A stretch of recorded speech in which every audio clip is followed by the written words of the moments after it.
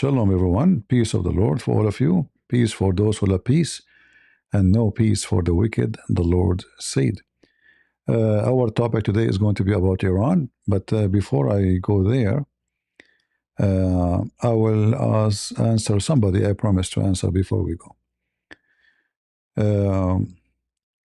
Before we start our topic, our friend Belija Philippines said, CP, you are a wonderful and extremely smart teacher. I do have a question. I noticed that you call African American always African. They have been over 400 years there, just like white people, but you refer to white American as American and not European. That's how you really need to address the African American too. They are American, not African. Best regard. You see, my friend, I'm not like differentiating between two bracket African. Each time I see somebody from America speaking about himself, he speaks about himself as a black, we as a black. So I prefer to use the word African, not to use the word black. All right?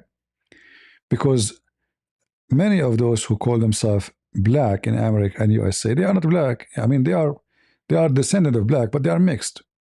Like this woman cow dance, she claimed that she is black, but is she black? No. Obama claimed to be black. Is he black? No. Black people look not the same as what those people claim. So I can say that those who are descended from the African, this is why I call them African, I don't call them black, because most of them, they are very much mixed with the white people.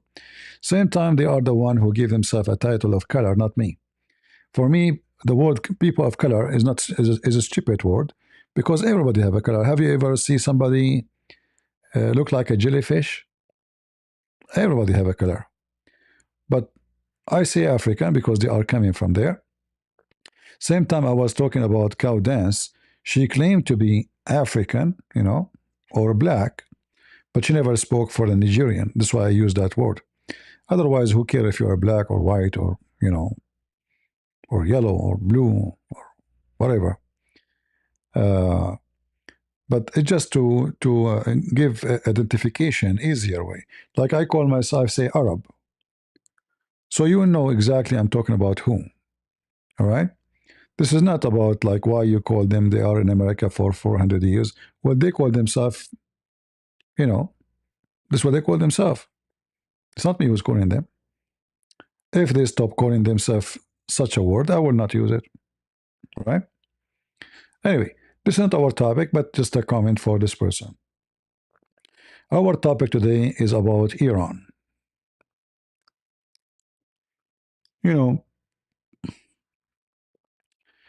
This is the crown prince of the previous king, the Shah of Iran, who now he is, let's just say, the higher for if the regime of Iran collapse, he will be the king of Iran. And I think he have only one daughter, so if he died too, she will be the first empress of Iran. She's, I think, maybe, I don't know, 30 years old, something like that. There's tons of videos, and we saw this today. I don't know how many of you saw it.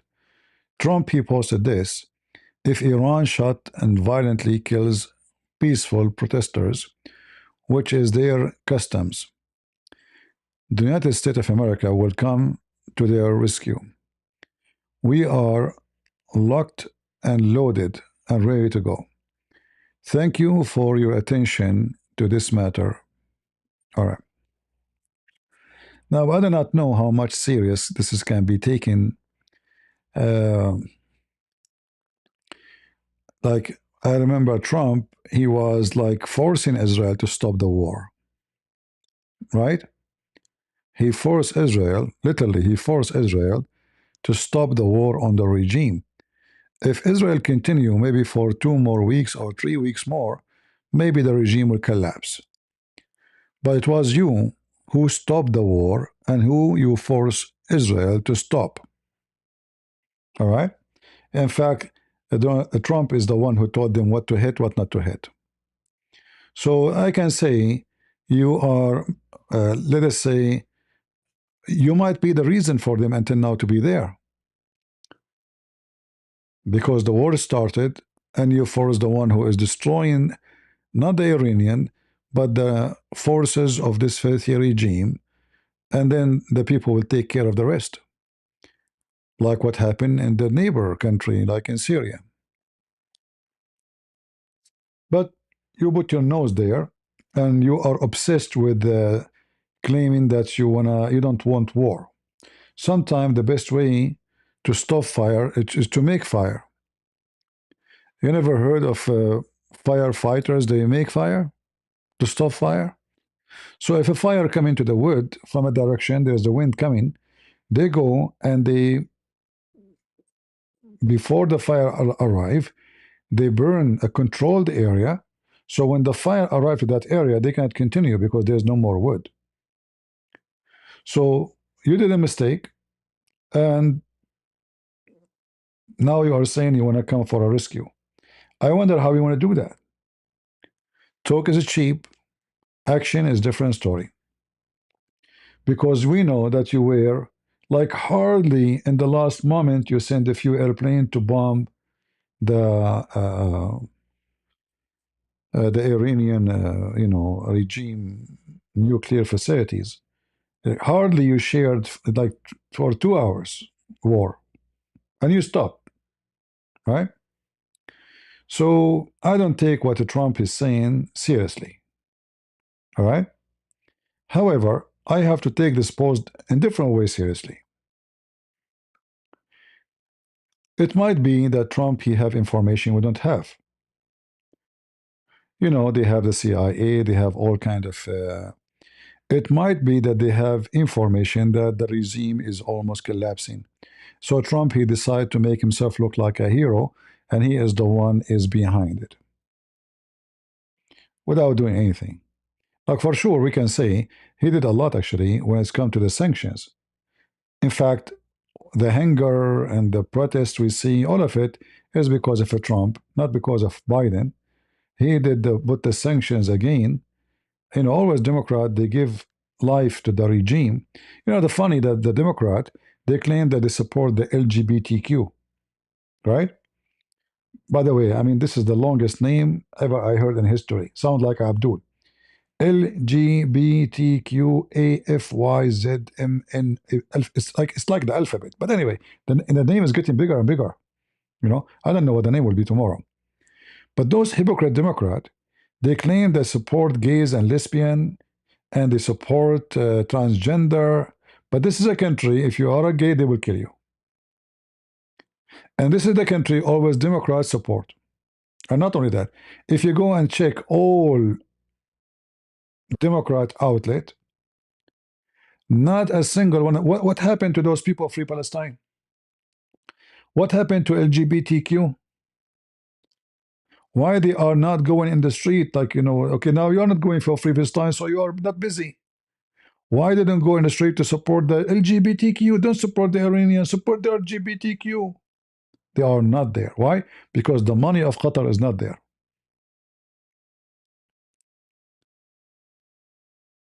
Right? Because this is not about the Jews. If the Jews are involved, and not only that, actually, if you see the comment of people, you will see everybody. Look at this here under the video.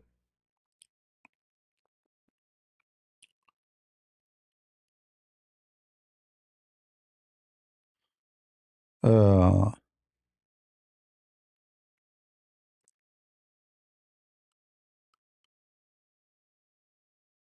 let us see here. There's many comments made by supposedly the lefty. Those are Iranian for sure. You see, the Iranian, for sure, they support getting rid of this regime. The only one who support this regime is the socialists in America. Those who support LGBTQ. This doesn't make sense, right?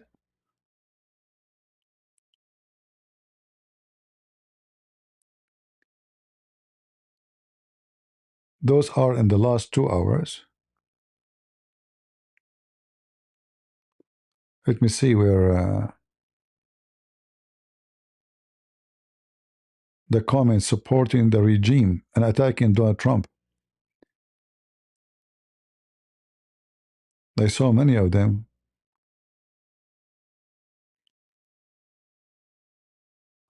Look here. I am an Iranian, no to Islamic terrorist public republic occupation of Iran. Yes to the king. Cyrus Razav Pahlavi. This guy here, obviously Iranian.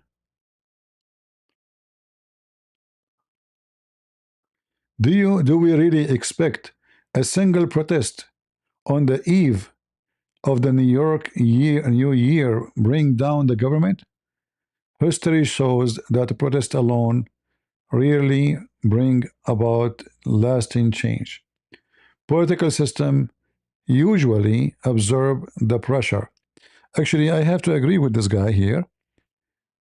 This is not the first time the people protest, people are hungry, people are desperate, people they are sick of this filthy regime, because this regime, there's hundreds of thousands of fighters. They make living from protecting the regime.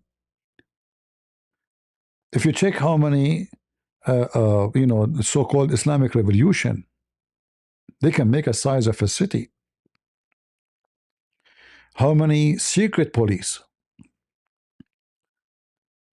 Like, I will not be surprised actually that now between those civilians who they are shouting and going in the street, there's a lot of secret police taking videos, taking names, getting information, so later they can go to their homes and they can, do all kind of crimes against them.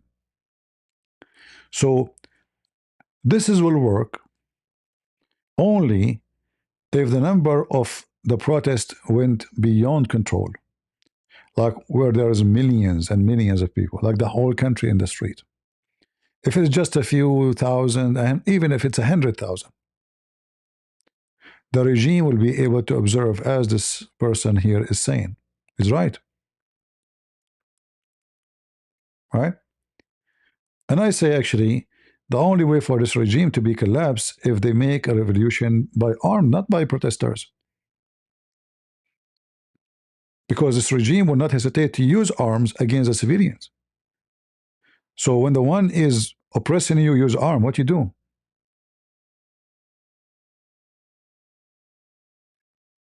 You know what I mean? You will fight them by shouting? That will not work much. It's not going to help. The only way to fight evil is to go and deal with it in a revolutionary style. Otherwise, shouting, those people, they will shoot them, they will kill them, they will do like last time they went in the street, they capture hundreds of men, they did sexual assault against. Imagine men, not even women. This regime have no dignity, they have no ethic. This is why they are Islamic. Any Islamic regime have zero dignity.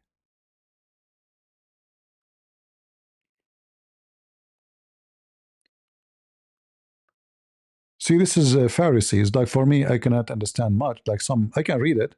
Some words, obviously, it's in Arabic, but this is a Persian language. So here is saying, as an Iranian who unfortunately lives abroad, the last I can do for my beloved Iran is to say that the problem of the Iranian people is not just the rising value of the dollars. The Islamic Republic regime is sorry, I don't know how to say the word correctly, dictatorial regime. The Iranian people are kind of a very cultured people. We, the people, have no enemies with any country. So, here you see the wishes of the people. They don't want to have enemy. They don't want to fight Israel. They don't want to. I mean, what's your business with Israel? They are far away. I mean, what a country located here have to do with country located here? I mean, it doesn't make sense. Look how many country between them. Why they want to have a war? The Islamic regime, the Shia, they use Israel and the hatred of Muslims against Israel as a ticket to fly. So they can take over Syria, Iraq, Jordan, Egypt. They want to extend their Shia sect, and they use the Shia as Islam to control other countries. Like Iran now, they have camps for training in Venezuela. Like what Venezuela have to do with Iran? They have all the way in the heart of Africa. Why Hezbollah is exist in Africa? They have camps of army training. It's not like political, like expansion of ideology only. It is sponsored. So they have money to send to camps in Nigeria, to camps everywhere. They have money to send hundreds of millions of dollars to the regime in Syria and to Hezbollah in Lebanon, and to send a lot of money to South America, but they don't have money to feed their people. This reminds me of something not long time ago used to be exist. It's called the Soviet Union. The Soviet Union went bankrupt. Why? Because they think their agenda is more important than their own people. And their agenda to spread communist, their own communist party around the world. So they spend a lot of money in Afghanistan. It went with the wind. They spend a lot of money in every country, all the Middle East actually, even in Yemen. Imagine how many tens thousands, hundreds of thousands of students from around the world, millions. They fly all the way from their country all the way to Soviet Union. They eat, they study, they sleep for free, totally for free. Yet the people who live in the Soviet Union are the most poor. And this is exactly what happened to the Soviet regime. They are involved in every war. In the war in Syria, in the war in Iraq, in the war of Afghanistan, in the war with Pakistan, in the war with Yemen. I mean, why you are in Yemen? What do you have to do with Yemen? Oh, there's Shia there. We have to establish, our regime there.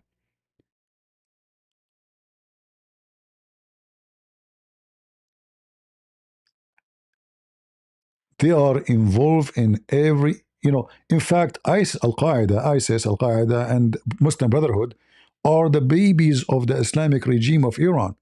Many do not know that the Muslim Brotherhood, the first center ever they have, was paid by the Iranian Islamic mullahs. They brought the one who they think he is good investment, and they said to him, okay, listen, we are going to buy for you. We pay for it. All right? We pay for it. A big center, and this is how the Muslim Brotherhood, the most wicked organization in the world. And now the Muslim Brotherhood is big as a whip of a spider. You cannot find a place without spider, right? There's no place in this earth without spiders. And this is the Muslim Brotherhood. They have 100 million names. They open library. They don't say they are Muslim Brotherhood. They open daycare, schools, universities. They are exist in every country in Europe, in America, in Canada, wherever you go. Even in Japan. You remember the guy who wanted to debate me from Japan, the coward? He's a Muslim Brotherhood. And then he backed down. This was maybe 3-4 years ago. So they opened for them the Muslim Brotherhood, and they were their number one supplier of money. And this is where Hamas came. Hamas is the baby, one of the babies of the Muslim Brotherhood. And where Hamas get their support and their money? From Iran. So imagine how much money, for sure from Qatar too, how much money they receive, but yet the Iranian people, a person who graduate, he's an engineer. In Iran, he cannot find a job. Women, they sell their kidney Men, they are selling their kids. There's no work, there's no job. This is a very filthy rich country. Yet people, they cannot afford to make living. There's a documentary made by an Iranian woman. She went to Iran as a, they make the documentary secretly. They interview many people about how they live, how women, they go and sleep around. The Islamic regime, the Shia, they practice the muta. Like Mimi Hijab, when he take a woman to the hotel, and he sleep with her for, for some time, and then I do not know you. You know what I mean? So they practice that. So now in Iran, one of the most successful businesses is the muta, which is nothing but prostitution.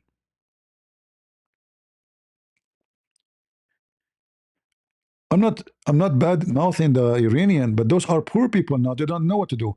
Women, she have no work, she have no life, she have no job to feed herself or her family or her kids. What she do? She turned into Islamic legal prostitution. There's an office in Iran. They are called the Mut'a office. You go to the office, you list your name, and then you are horny. You are a male horny. You are a dog. You go to the office. They have a big books with catalog with pictures and information. Which one you want, choose, and then you make an offer of how much. For sure, the office will take his cut. They will call the women. This is legal, by the way. This is not against the law because this is Islam. Chapter 4, verse 24. Muhammad himself, he practiced mut'ah. If we search for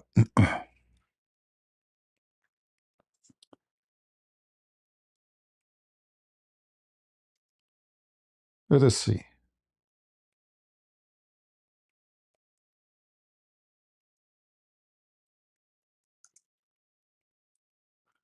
I will not play the video, so they will not flag us with copyright. You know,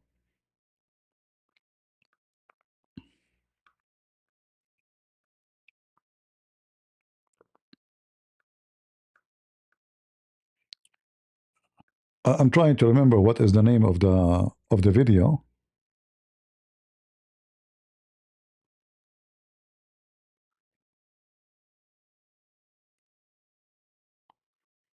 Like there is tons of them actually. I'm not going to show any video. Last time we were just showing videos like those, and YouTube will flag us automatically. So we better not to play any. But you can search it yourself, and you can find the documentary. It's disgusting. So they have money for Hezbollah, they have money to Hamas, they have money to every scumbag criminal terrorist. But their people, they are struggling to make living, to eat food on the table. They don't even have water. I mean, this country have no water. So like everything going wrong. Even rain is not there. Like they made an evacuation, like soon they might evacuate the capital of Iran, Tehran.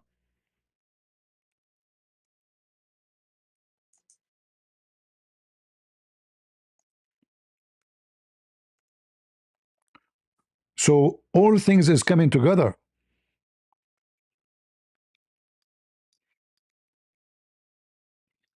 I say to the Islamic regime, don't you believe in God? Don't you think maybe God is making punishment upon you? Huh?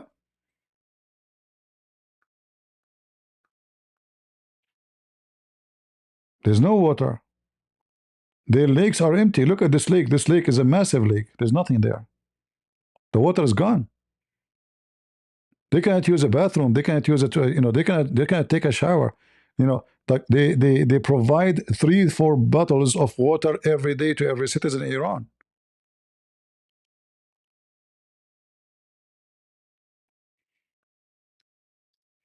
This is very serious. When you are out of water,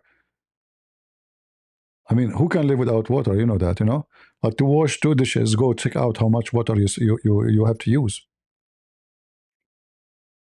to flush your toilet seat. So imagine you go and you make poo, the poo have to stay there. You cannot take a shower. If you have a child, you cannot wash his butt from his poo.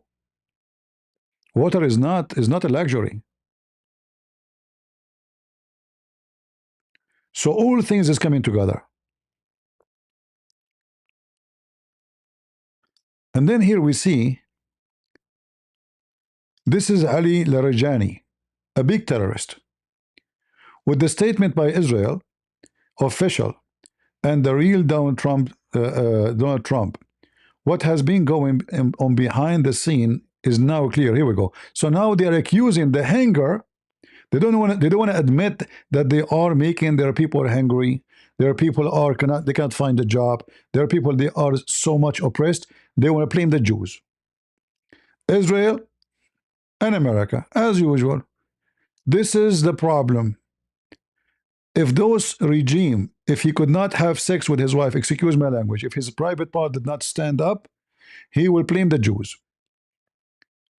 This is how all the Muslims, by the way, all the Muslims, they blame the Jews for anything. In fact, all those countries, they use so-called fake war. This is fake war, by the way, because they never go at war. Like when the last time Iran went at war with Israel? They don't. They use a proxy. They use others to die for them. Enter Israel last year, they decide to go after them for real. Usually it is Hezbollah, it is Hamas, it is Fatah, it is all those Al-Houthi. But Iran, they always hide behind them. Why don't go at war? As long they are the problem, they don't dare. They let the kids of others to die for them. So now they are blaming the Jews as usual, blaming America as usual. We distinguish between this the stance of the protesting of shopkeepers, protesting shopkeepers, and the action this disruptive actor.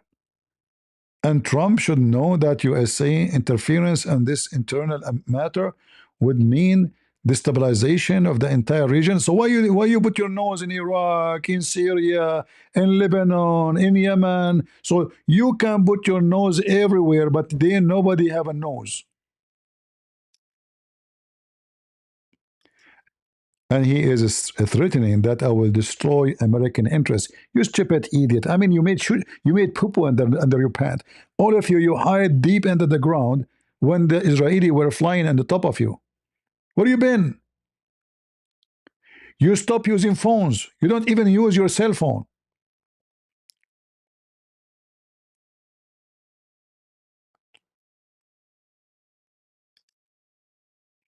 I found this video, which is funny. What the heck is this?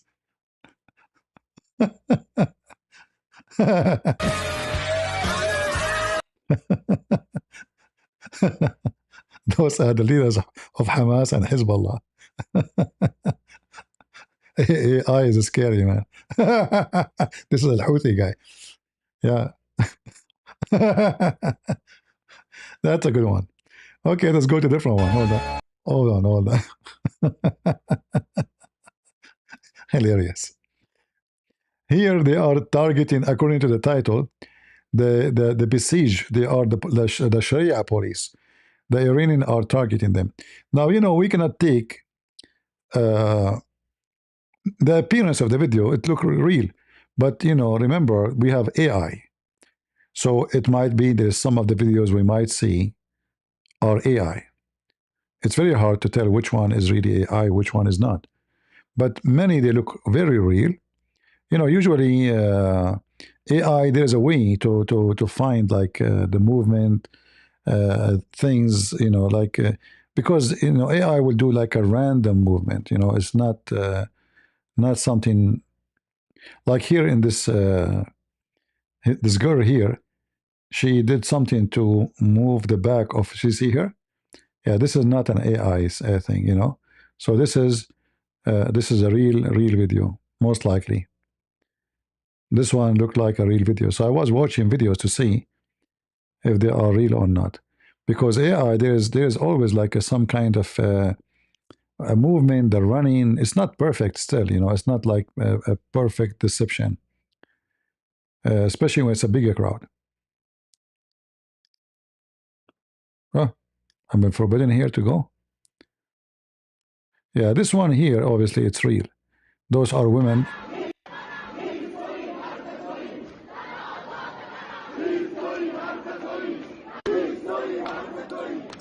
They are shouting against the regime, and those women are taking their hijab off, you know.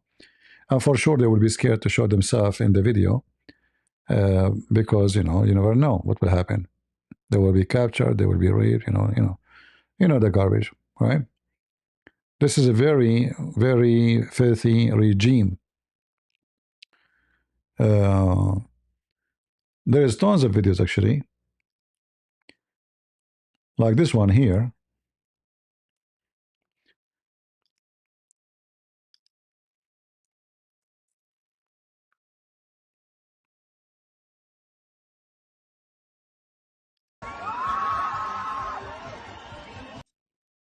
All right.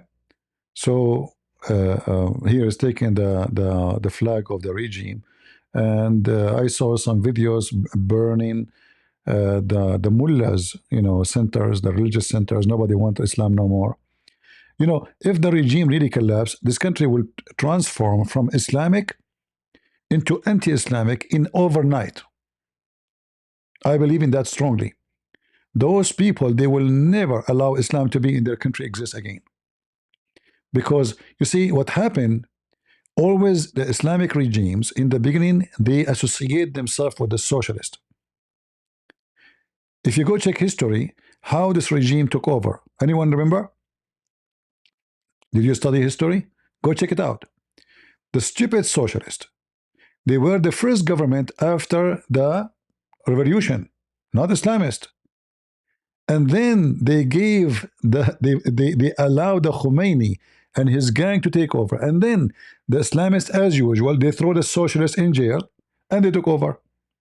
And this is what they are doing now in New York. Mandani, his lawyer, the one he hired him to work with him, he is the lawyer of Al Qaeda. The reason he is in the office is the socialist. If the Muslims ever they took over in America, and that will never happen, we'll never let them have that. They will throw the first one, they will throw them in jail and they will kill them as a socialist and LGBTQ and etc. So always they use those foolish ones in order to control and to reach into the place, and then after that they take over. The same as what happened with Erdogan. Erdogan in the beginning was a puppy with a socialist. In fact, when he established his party, he signed a document that he will not establish any Islamic regime party, and his party is a pure political party, have nothing to do with religion. Remember, before Erdogan became president, the country was anti-Islam. So they smuggle inside the system. They adopt the system. Oglo, the master of Erdogan, he have a statement, maybe I can find it. He said that we have to go inside the system until we can, our shoulders can handle it, and then we lift it over, which means we flip it over and we take over.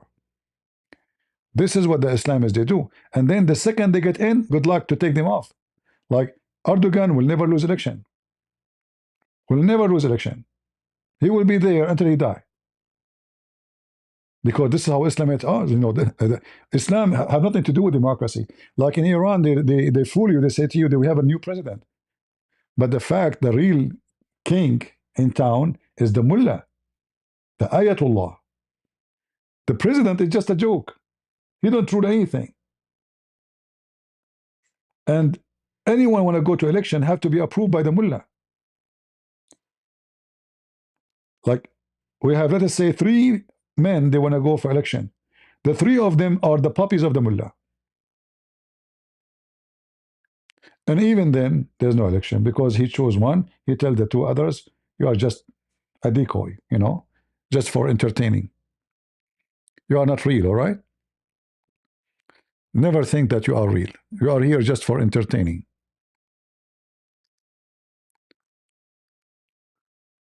So what might happen tomorrow depends in how much uh, the people are fed up and they are out of food and how many they go in the street. If it is just a couple of, even if it's 100,000, the regime will stay. Even if it's a million, the regime will stay. The regime will go if 20, 30 millions are out in the street. Let us say 20% of the country. All right? Not if, not only if a few people there, because remember, when you say 50,000, this is a few. As long as the police is more than the protesters, there's nothing will happen. You got my point? As long as the police is more than those who oppose the police, then the police easily can control, because police have weapon, police have all kind of tools, and those civilians, they have nothing. And if you have nothing, you will not be able to accomplish much. It's a fact. Nobody can deny. So we hope that things will change. Uh, and the people of Iran will be able to make this filthy regime collapse.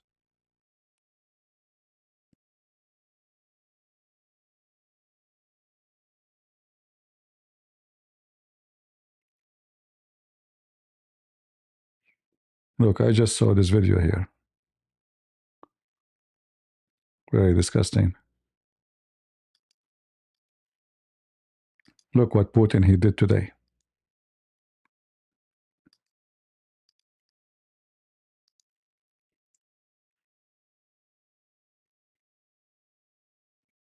Where is the video?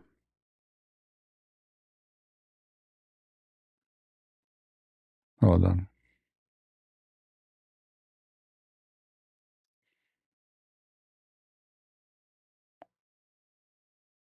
Uh,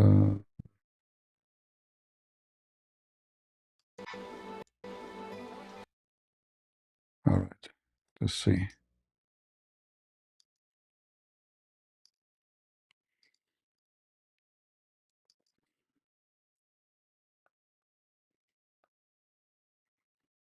Look what Putin have done today.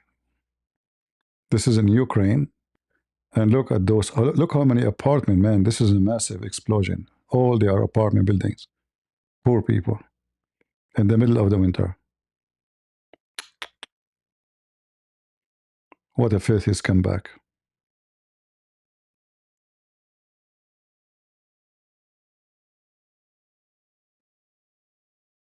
I think I did walk on those streets. I'm trying to find out. It's hard to see because the buildings are gone. I mean, it's hard to see, recognize. Man, look at this.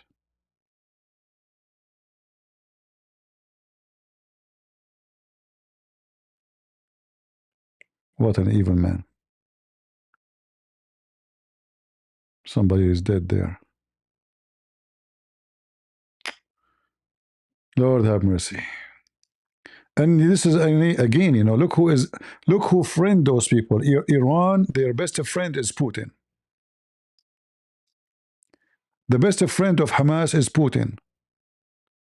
And don't forget Kadyrov, the Chechenian Islamic hero, the scumbag, the drug dealer. Those are the one they support each other. Filthy criminals.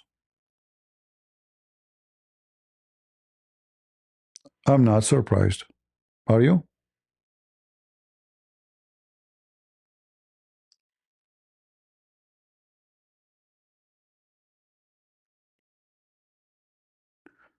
So I pray that this regime will collapse.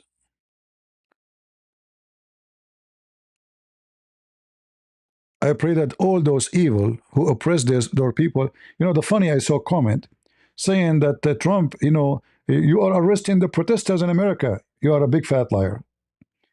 Nobody's arresting the protesters in America. Those are attacking uh, the officers, and they will be arrested if you attack him. You know. In fact, if you make a protest without permission, you can be arrested too. Who said to you in America you can just go in the street and block the highway? Nobody can. Nobody told you that. But there's nobody in America is arrested because of his political agenda. It is you who arrest all those who support Trump, thousands of them,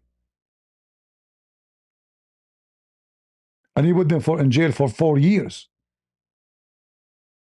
Even the one have done nothing just because he was there. And you notice that all those filthy regimes are accompanied together. Venezuela, Putin, Hezbollah, Iran, Houthi, and all of them, they do drugs. Isn't it weird that all of them, they are associate in drugs business?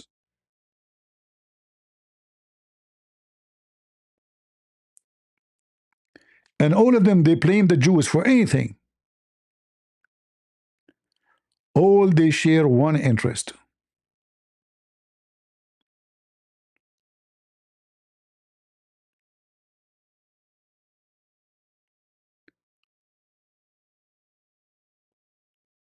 So I really pray that this regime is going to be my best day, maybe for many years, to see this regime collapse. Because I assure you, this I will go to Iran. If this regime collapse, I promise you, I will fly to Iran for sure. Not right away. After everything is clean up, etc., I will go, because those people in this country, they will not be. They will be this in my side in everything. I will not be surprised if I am invited to teach about Islam in Iran. By those we call them Muslim, because they are not Muslims. They are forced to call themselves Muslims. They are forced to wear hijab. Iran was one of the greatest civilization one day. Those are not like the Arab, the savage, who don't take a shower once a year. Go check it what Iran was. Go check what Egypt used to be. And then the Arab, my people, they came and they invade, and the termite is all over. Alexander the Great, he occupied Egypt. Alexander the Great is called Alexander the Great not because he's a occupier, but this guy was amazing, even though he was so young. He's just a kid. But the first thing when he arrived, anywhere, he built a library. He opened schools. The biggest library in the world was Alexandria. In fact, this is his city. It's called Alexandria until now. The first thing the Muslim they did when they came to Alexandria, they burned the library. Do you see the difference? When the Arab arrived to Alexandria, they burned the library. If you opened the book of Ibn Khaldun, the philosopher, the Muslim, they say we are proud about him, but Ibn Khaldun exposed him. Ibn Khaldun was running from town to town because they want to put him in jail. Because remember, philosophy is against Islam. He said in his introduction, an Arab Bedouin man, an Arab, the Muslims, they are willing to burn a palace or a library in order to cook. They will use the books for cooking. They will take the wood of a ceiling of a massive, beautiful building for cooking. And this is what happened to those civilizations.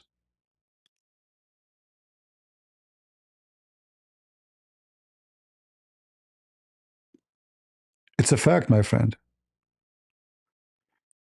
When the Ottoman, they occupied the Middle East, what happened to the Middle East? Do you see why it's a desert here? Look how desert it is. Look how it's dry. Do you know why? Number one reason is the Ottoman. The filthy Islamic Ottoman Empire. They cut all the trees. They never cut a tree from the land they occupy here. They cut the trees from Syria, from Iraq, not from here. They destroy huge territory.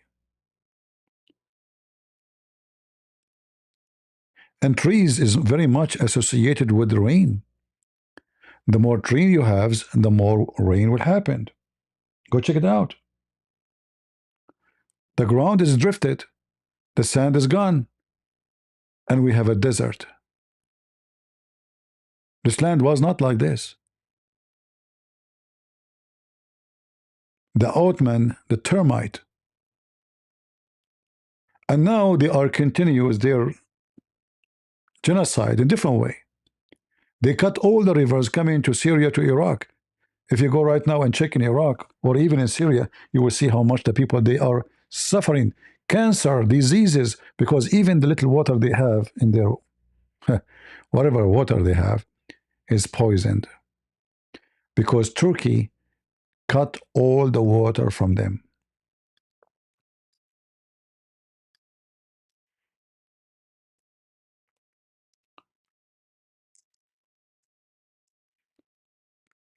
Ottoman,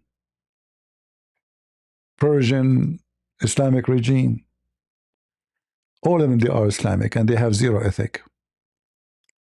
And they claim all of them to be Islamic and they care for Muslims, but their neighbors are Muslims. But they don't care if they die. So they are Arab.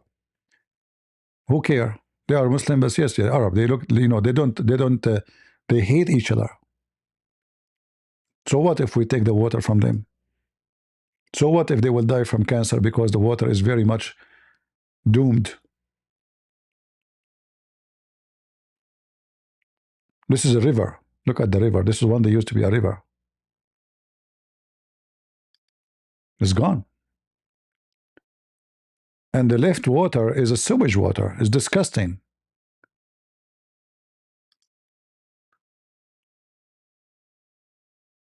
This used to be a river, running river, strong.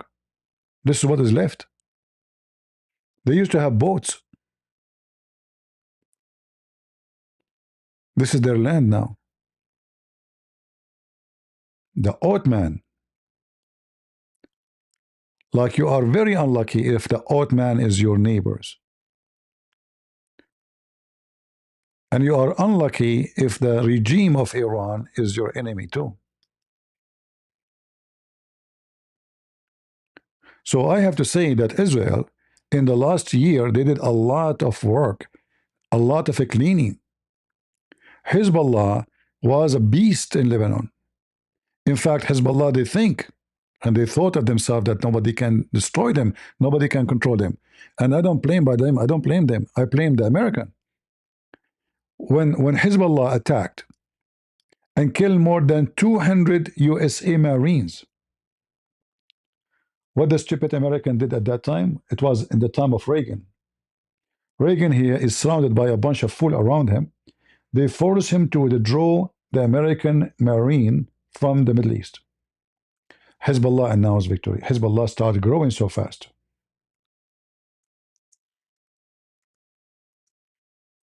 You know, when you see a cockroach in your home, you have one of two choices. Either he take over or you kill him. Because tomorrow you will have a billion cockroach. And that's what happened with Hezbollah. There were a few cockroaches because of the wrong behavior of the American and the European. The cockroaches multiply. And then the cockroaches have weapon. And then they have money. And then they have drugs. And they have what they have. And now, good luck controlling them. Until the army of Israel did that job. Nobody want to do it. No European want to do it. No American want to do it. Nobody want to do it.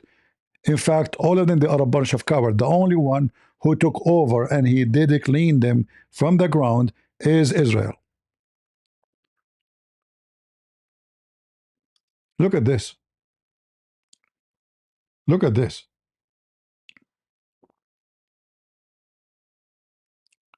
They were able to use the money to mobilize millions of people to be their servant and their slaves. And then, as usual, they have one leader, dictator leader, criminal terrorist, who everybody will praise. Nobody dare even to question him. And if you do question him, you are dead. Hezbollah in Lebanon was number one assassination organization in the Middle East, if not the whole world. In fact, their activities went all the way to Argentina. If you remember when they put up bombs in Argentina and they killed more than 200 to 300 Jewish people inside the synagogue. This is how filthy this party is. European don't want to deal with them because they're afraid. Europeans just want to have a fun. They want to go to the bar. While the stupid European, they want to go to the bar. And I want to say stupid, by the way, don't be offended. I'm talking about your government. And the citizens who vote for them. Those people, they are preparing for war. So you are busy with your party shaking your booty, and they are busy how to occupy your land. Right now in Europe, there's a lot of members of Hezbollah. And I am sure that the regime, by the way, this is the website. Oh, hold on. What happened? This is IDF. I thought this is Hezbollah website. All right. Let me find you the official. Can you believe it? Until now, Trump did not shut down the websites of Hezbollah. Shouldn't we ask Trump why?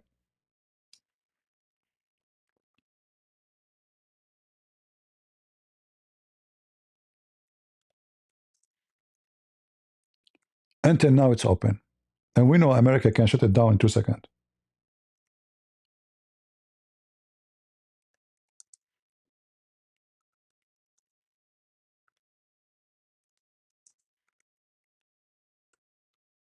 Here we go.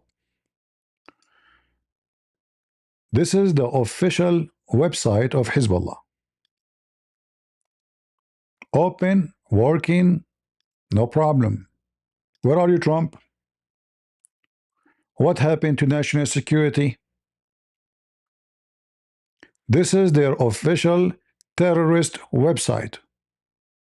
And you know that every domain in the world is owned by America. You know that, right? The internet actually is a property of America. The internet is a copyrighted property of the government of America. And this is the website of Hezbollah.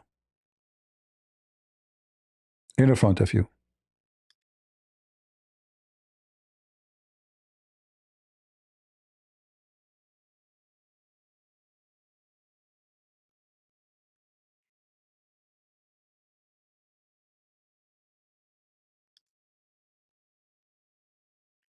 Jihad, this is all news about jihad. All right?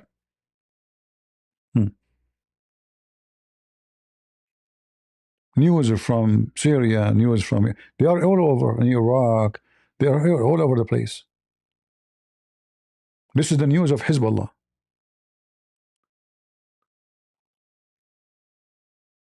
This is the weapon of Hezbollah. If I open a website, and this website is promoting terrorism, do you think the American government will allow me to operate such a website? So why you let them? Maybe they want to gather the IP who visit the website. I don't know. But it doesn't make sense for me. Does it make sense to you? Why do they have a website? So they can promote their propaganda. They can control the mind of young ones. Drugs, women, sex, money.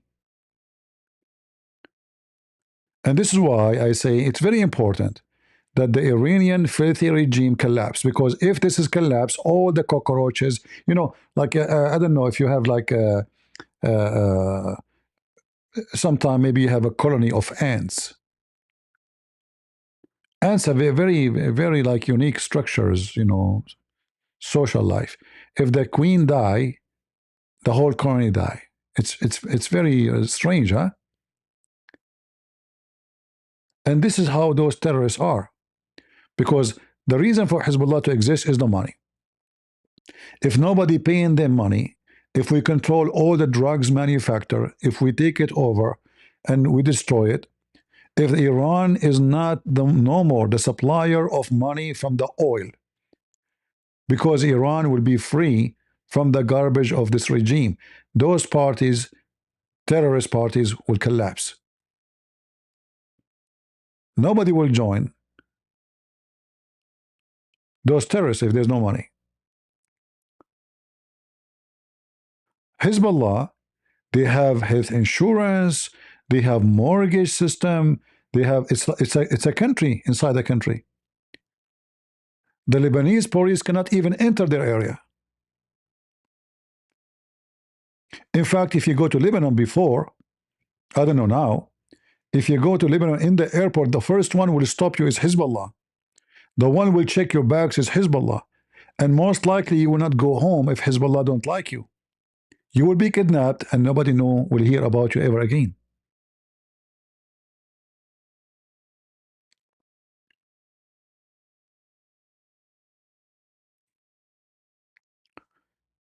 So Iranian, sometimes like, in the Middle East we say in Arabic, like nothing scratch your back except your fingers. I don't know if you understand what I'm saying. If you are waiting for American to help you, good luck. If you are waiting for Trump to do something, good luck. Nobody will be able to do something to you except you. You have to take this regime by your own. This filthy Larijani is very well known criminal.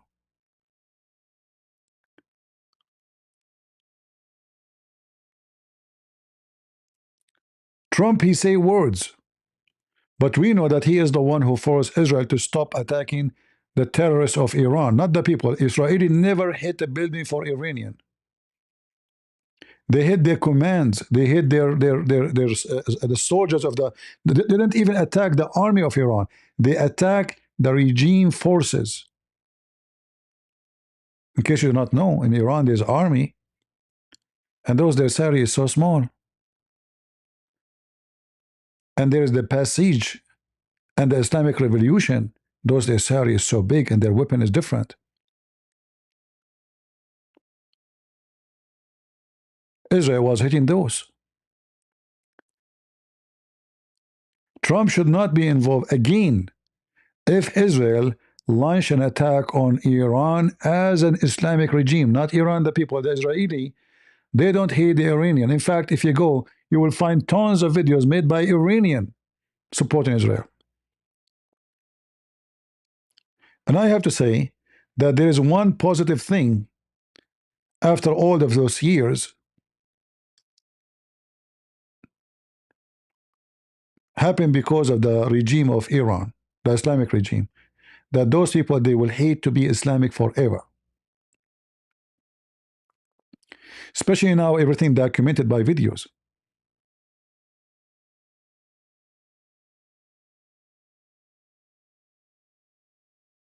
You know what I mean? Like, people, they have short memory.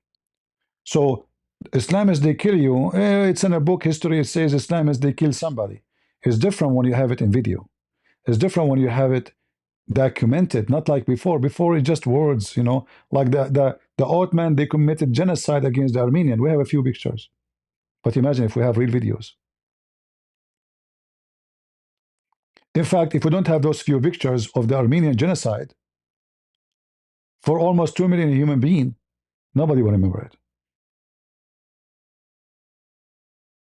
So now, if the regime collapses, I'm extremely sure that Iran will be anti-Islam. And that will be like a big, big, massive rocket in the heart of Allah and His filthy prophet.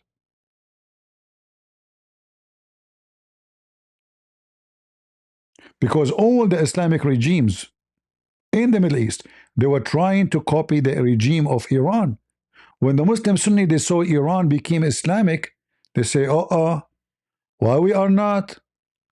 Why we cannot do it? And then the disease is spread. So now we have Islamic regime in Syria, Islamic regime in Iran, Iraq. The one who rule Iraq right now is the mullahs. Seriously, the mullahs. The stupid American, they thought by getting rid of Saddam, they will make it better. Oh, Saddam is a dictator. Now we have a billion dictator in Iraq. Every Islamic mullah, he have his own militant, and he control an area in Iraq. Iraq is not a united country no more. They have an army, but the army is useless. In Iraq now, there is a group, it's called Al-Hashd al-Shabi. What is this Hashd al-Shabi? When ISIS attack Iraq and they start slaughtering the Shia because they are filthy, and I'm talking about ISIS, they go in the street, they shoot people in their cars just because they're Shia. That's it. People, women, children, doesn't matter. Just because they are Shia, boop, boop, boop, boop, boop, they shoot them, shouting Allahu Akbar. And this is what happened in the beginning of the war.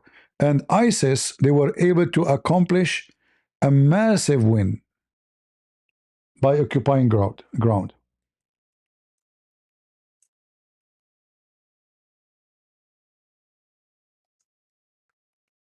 If we go check the map of ISIS,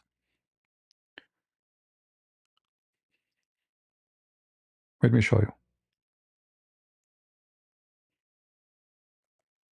And even ISIS existence is because, I mean, the new existence, ISIS was existent at the time of Muhammad, but the real existence, the one behind it for real is the Iranian regime. This is what ISIS was. In less than 2 years, look what they took.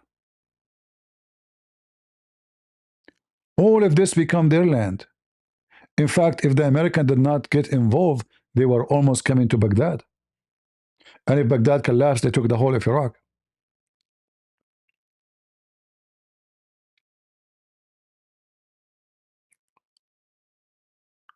So when ISIS attacked, start killing Shia everywhere, the mullahs of Iraq, the Shia mullahs, they announced jihad. And how they will do the jihad? So they call it al-Hashd al-Shabi, which means the gather of the people. So they created forces to encounter ISIS, but those forces are Shia. So now we got rid of the stupid ISIS. It's like bringing a cobra to fight, let us say another cobra or whatever kind of snake. Imagine this is the weapon of the mullahs of Iraq. Can you believe it? Look what they have. Those are the Shia militant of Iraq.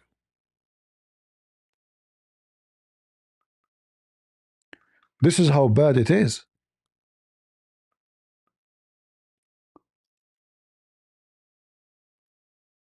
Tanks, massive weapon, you name it. I mean, it's not like you think like somebody holding a Kalashnikov and want to fight. What they have is hard to ignore. However, all what they have, as soon as Israel threatening them, if they don't behave, our army is coming to you. Everybody run. All the leaders of those terrorists, they want and they run and they're hidden. They don't use your phone. They don't dare even to say one word against Israel. This is why you see their flags. Hezbollah flag, etc. flag, all kind of flag. They have every party there have a different flag, but all of them they are Shia. Labbaika ya Ali. Wicked, wicked and evil. So you finish with a snake, the other snake will appear. But all of them, they are the babies of the mullahs of Iran.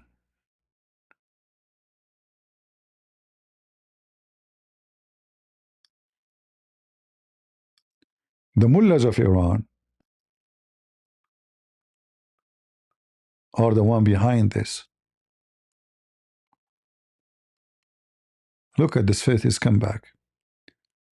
I would be so happy to see you being captured, and the people of Iran will judge you justly and will deal with you, you filthy coward. Look,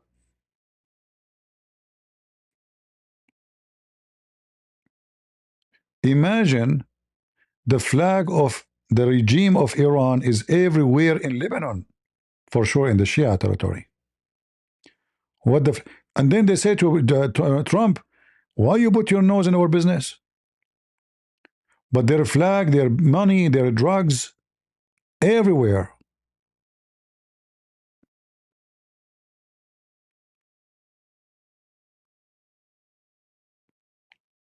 This is him visiting the president of Lebanon. I don't know why the stupid president even they shake hands with them. What a stupid idiot. Very weak person. And those are Hezbollah people welcoming the one who present the Ayatollah al-Khomeini, Ayatollah Khamenei. And look, brother, they are very humble. He will give you tea with his own hands. And the guy is, take selfie, take selfie. Okay, I'm very humble, take selfie. Hmm? Propaganda. I mean, do you see how humble they are? He is giving you tea by his own hands.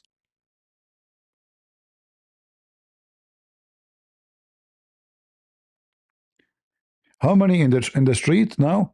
Nobody knows, because you cannot trust the video you see. Some they might be even AI. Who knows? How we know? You have to find somebody is connected, and as I know, they are cutting the internet, so people um, they are using, they have like some they have phones coming from overseas, smuggle them, so they use it. There is people who they are organizing things too. There's people they are sponsored from Iranian abroad, and they send them by mail, like phone with GMS or etc. satellite system, so they can send. It's still connected, but the Iranian government they control all the internet, and even they cut electricity if they have to. All right, but like we have to remember. I mean, look how nice he is. He give you tea. He give you tea as long you are his slave. And they wear the most expensive watches, and their children they study in Europe. I mean, the kuffar, this is the land of the kuffar, but one of them, he wanna,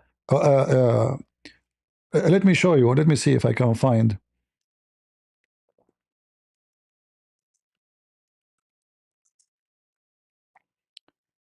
If a woman, she walk in the street without hijab, she will be arrested and they will lash her 80 times on her back. And some people, they might die from such a lashing. But their leaders, when they are, look, this is the leader. Look at her breast is coming, her boobs is coming out.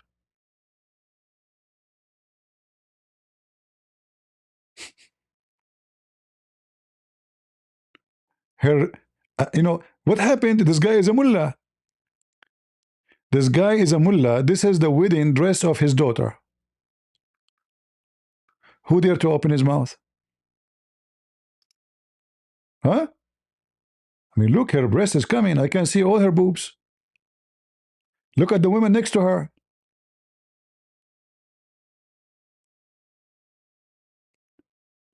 But if a woman in the street, she walk in the street not covering her hair, she will face a consequence you cannot believe. But their daughters are naked. This will remind me of Osama bin Laden.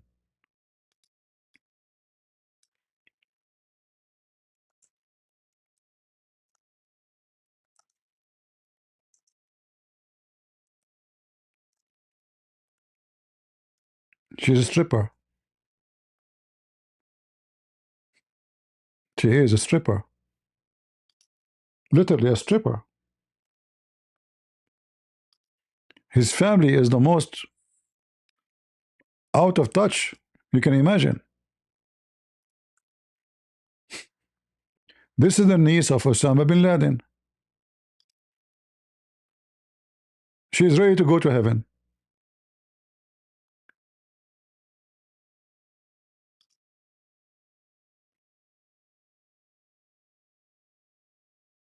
Hmm? The family of bin Laden. Meet them.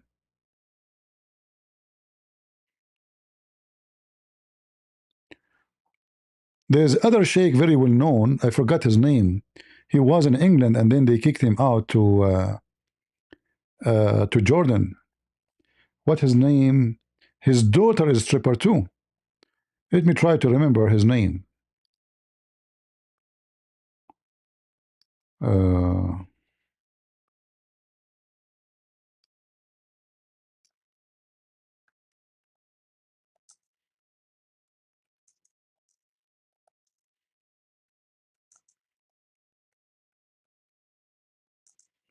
so they give you speeches about how to control your wife, brother, according to Allah, and then their daughters are literally strippers. Here we go. I found her. Uh-huh.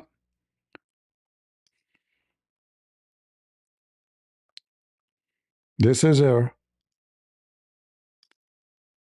It's not like she have a boyfriend. No. She is literally stripper. Literally.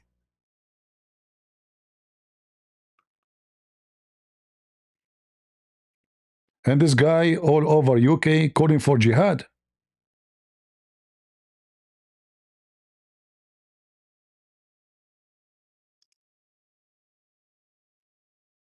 Allahu Akbar.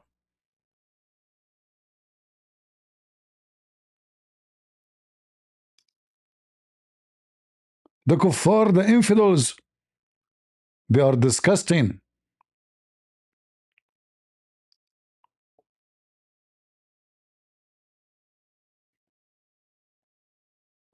Oh boy. We have to be careful. I don't want to show her striptease skills. We better stop here.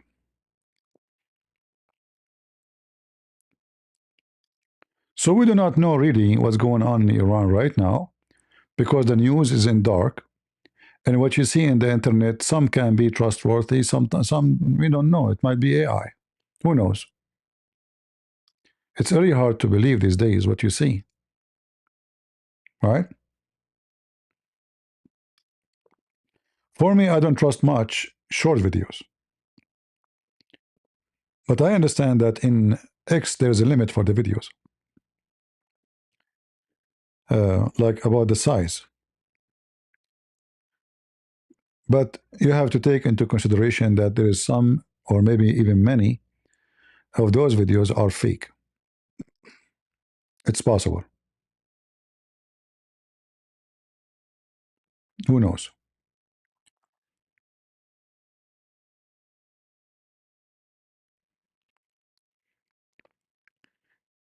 If we see a massive number of people going by millions, then I can trust that this revolution is going for good.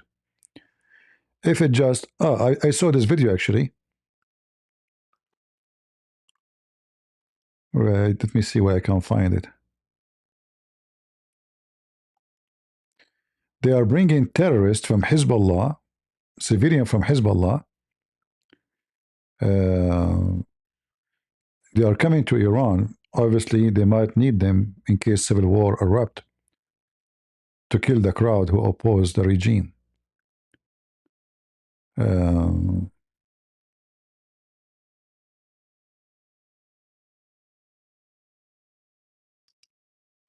Look at this video here. What is this?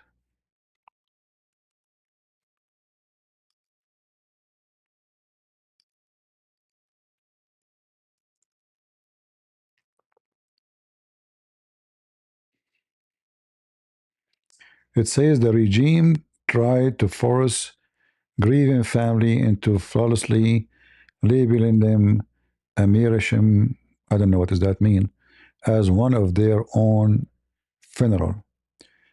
Everyone refused and fought the passage. So those are the civilians, they are fighting the passage, which is the secret police of Iran, and the Sharia law of police. And they are chasing them, according to the story here.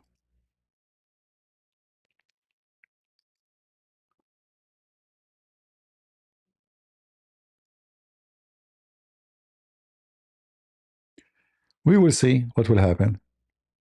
God knows.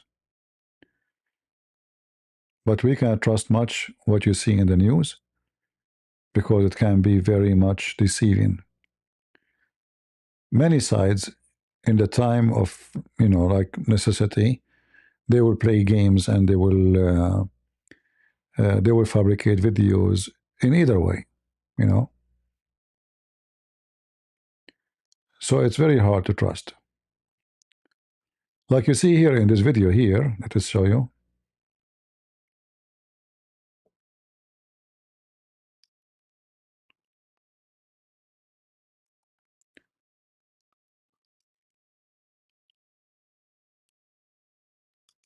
This video here doesn't make sense to me, even though somehow it look real. But then when you look, why the image is so like foggy, and why it is. It might be like the phone is old, maybe, I don't know. But the picture, the quality of the picture is very bad. It might be a video taken a long time ago for different occasion, maybe. Or, I mean, maybe if you have good skills to zoom in and to find out those cars, how old they are, maybe we can find out if it's really this is new or something. Or if you are from the area, you know, very hard to find out where is the truth. A lot of deception, a lot of fabricated videos will be there. Everything is possible.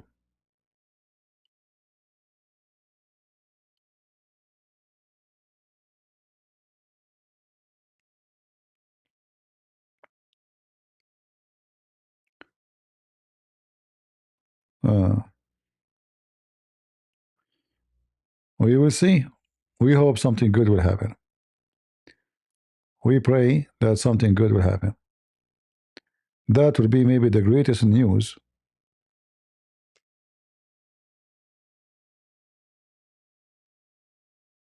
Happen for a long time if this regime collapse and gone. Where is this woman? What her name? Greta.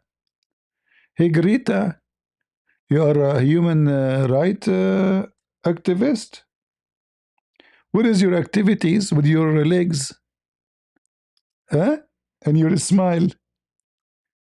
Why you don't go in the ocean and throw some rice for the people of Iran? Huh? You're a stupid idiot.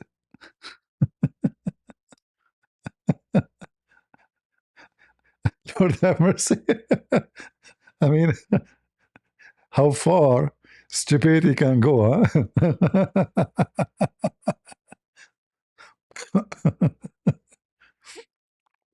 They went to Gaza and they brought with them 10 balls of rice. I mean, look how fake this they get a lot of donation. Those people, God knows how many $1 million they collect every year. Do you know how many people donate to those people? Go check the video. They have a few bowls of rice, one bag have tea, and one how many 5 containers have milk. I mean, milk. It took you 3 weeks to arrive there, and they have no refrigerator. You are taking 5 gallons of milk to Gaza?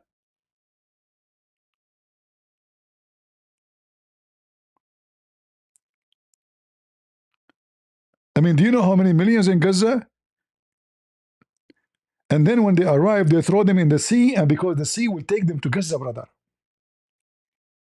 What a fraud, what a scam. Where is all the lefty? Why nobody jumping to defend those people? Women, they don't. Aren't, where is the feminine? Where is the feminine movement? By the way, the feminine movement, they are not feminine. In fact, they hate women because you know what? If you are a feminine, then you don't allow a man to enter the bathroom with the women. You protect the women if you are a feminine. They got the feminine wrong.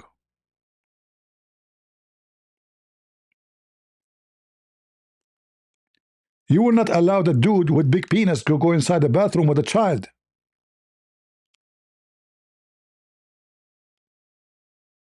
Those are the idiots.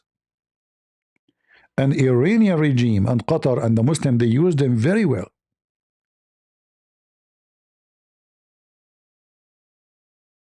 They are a perfect tool to use so they can abuse.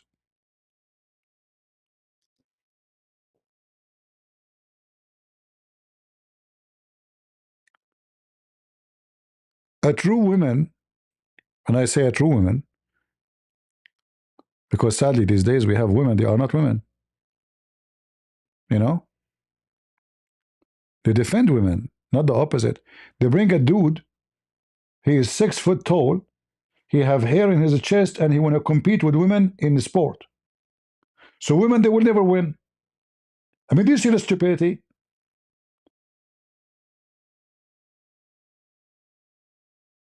By doing that, the real women, they will never win. A Muslim saying to me, show your face, coward. My friend, if I show my face, I'm afraid that your wife, she would do muta with me. What about you ask your prophet and your God to show their face?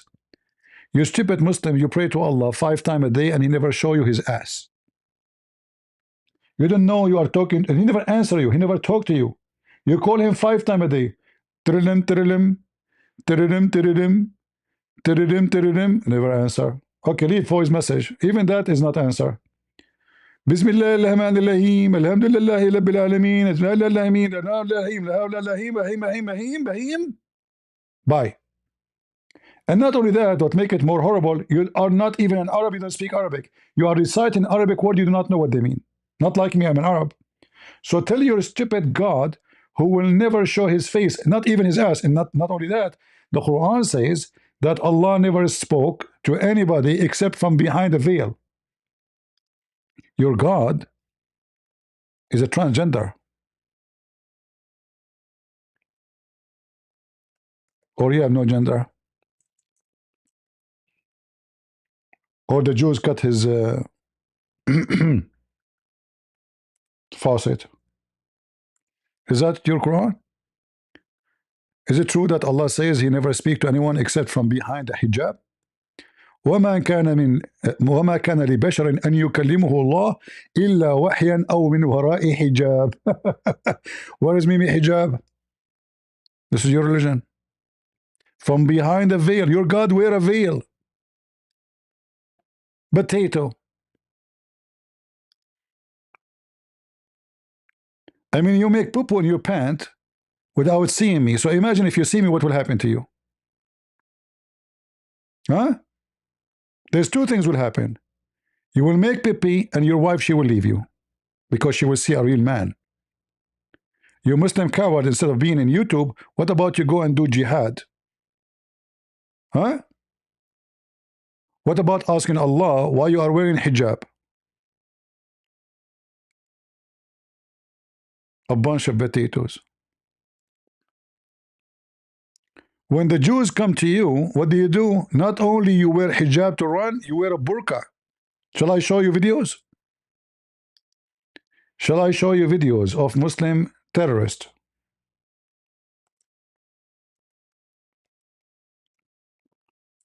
wearing women clothing?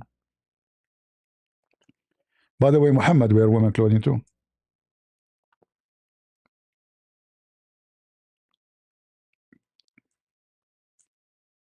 Am I making things up?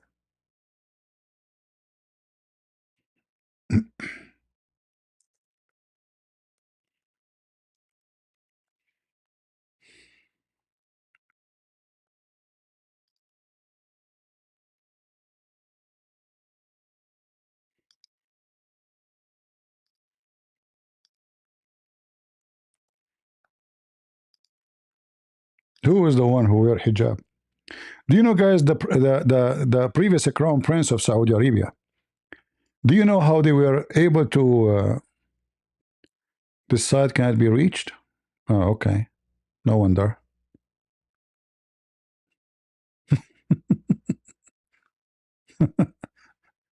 Look at them. Those are men.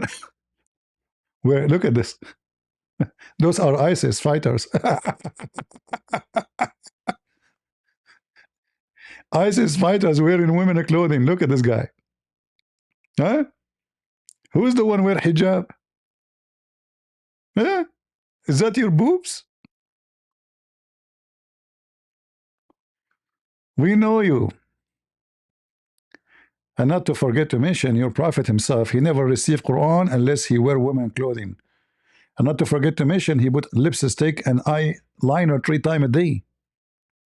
And not to forget to mention that he used to sit exposing his butt. We have all the reference.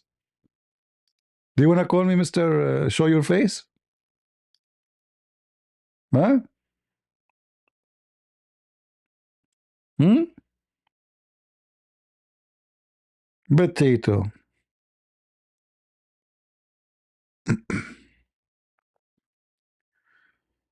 Uh, so we hope things will change for better and good.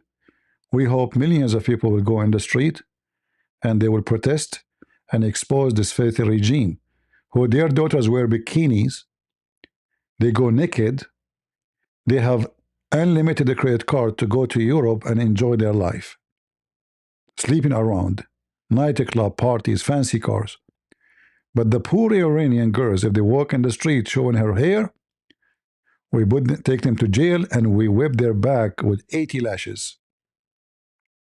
And because she is not wearing hijab, she is considered a whore, and most likely they will do sexual assault to her. الشيعة أفضل من السنة مو? We have our friend here saying in Arabic, Shia is better than Sunni, right? No, my friend. The difference is depends where the Shia is minority or the Shia is majority. When the Shia is minority, they are very kind. All Muslims, by the way, when they are minority, they act very nice, especially when they are very, very small minority. The second they became 7, 8, 10%, the nice will become a little bit tough. When they are 20, 25, the nice will become wicked. When they are 50%, Lord have mercy on you. All right? Shia and Sunni both are shit of one coin. It's a shit face. The coin have two faces.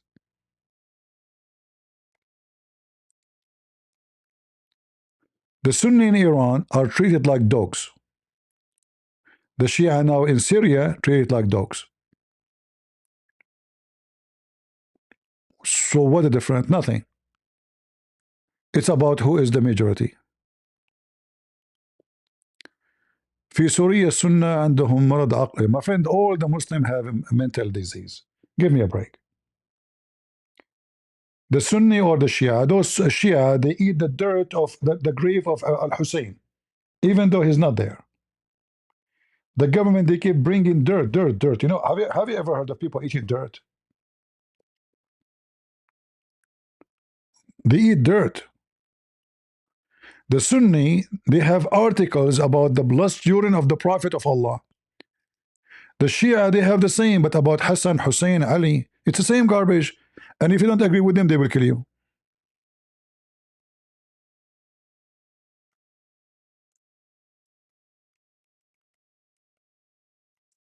The blessed urine of the Prophet of Allah? Yes, it's a blessed urine. His urine, his shit, his boogers. You know? You don't agree? The blessed urine of Prophet Muhammad.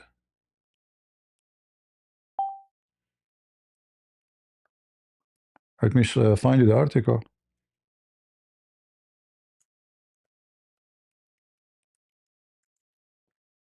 I know you will be jealous now because your urine is not a blast.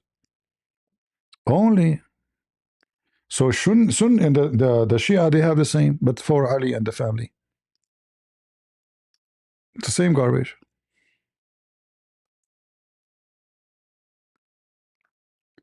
The benefit of drinking the blessed urine of the Holy Prophet.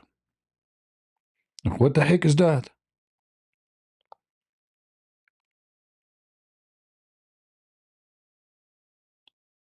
Guys, do you know what you are missing now? The blessed urine of Prophet Muhammad. I mean, even his piss is gold. You know, imagine if we have a Prophet Muhammad in your country. Who need oil? Who need gas? Who need energy? We need all. What we need is his piss. Give him water. Let him piss. Piss be upon you. Please, please, Prophet. Can you piss for us today? What is your piss? Oh, sorry, I cannot keep pissing. I'm out of it. Many millions they want to drink. There's a long line of millions of people. They are long waiting for the piss of the. They are fighting over a drop. I can show you a video, but I don't want to show it because they will flag me.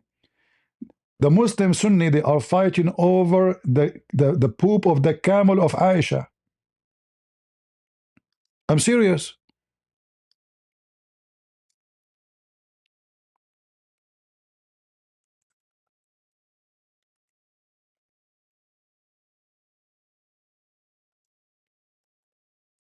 I can post the link for you, but I will not play it.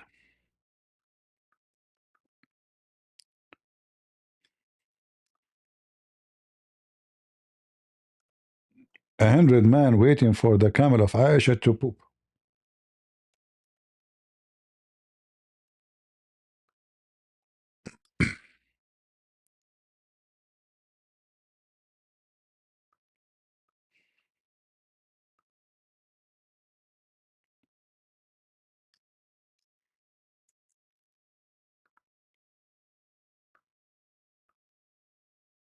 Where is the video?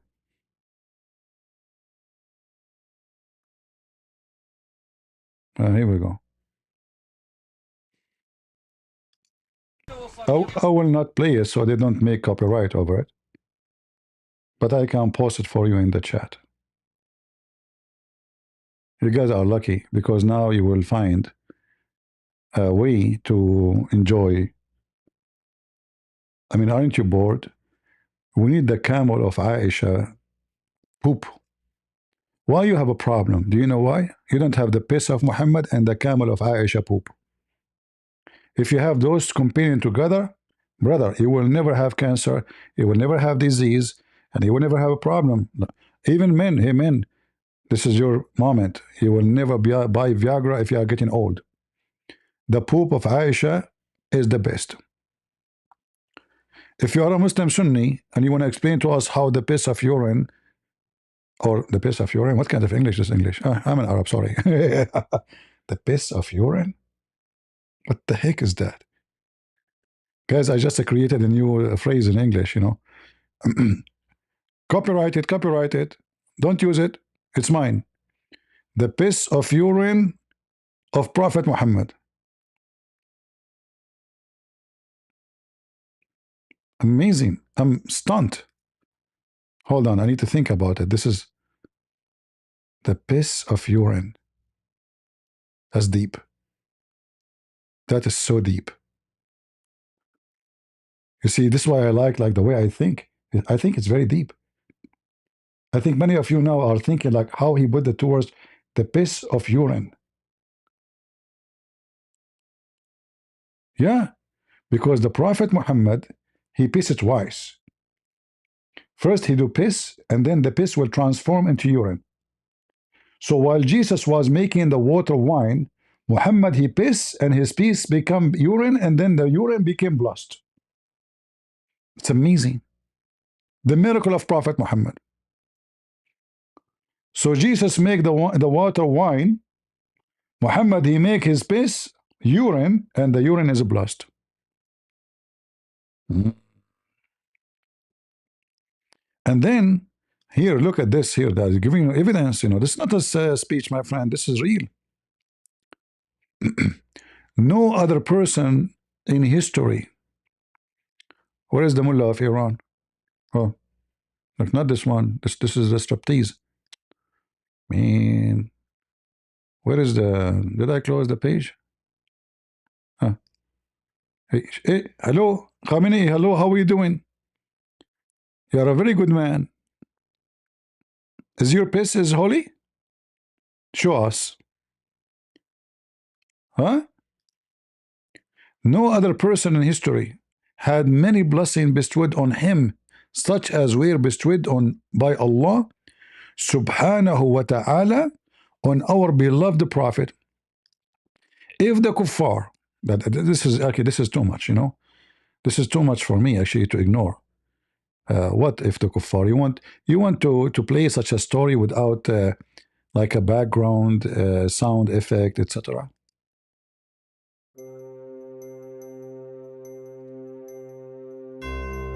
If the kuffar, if the kuffar were aware of even tiny fraction of them, they would abandon their stubbornness and embrace Islam. Brothers and sisters,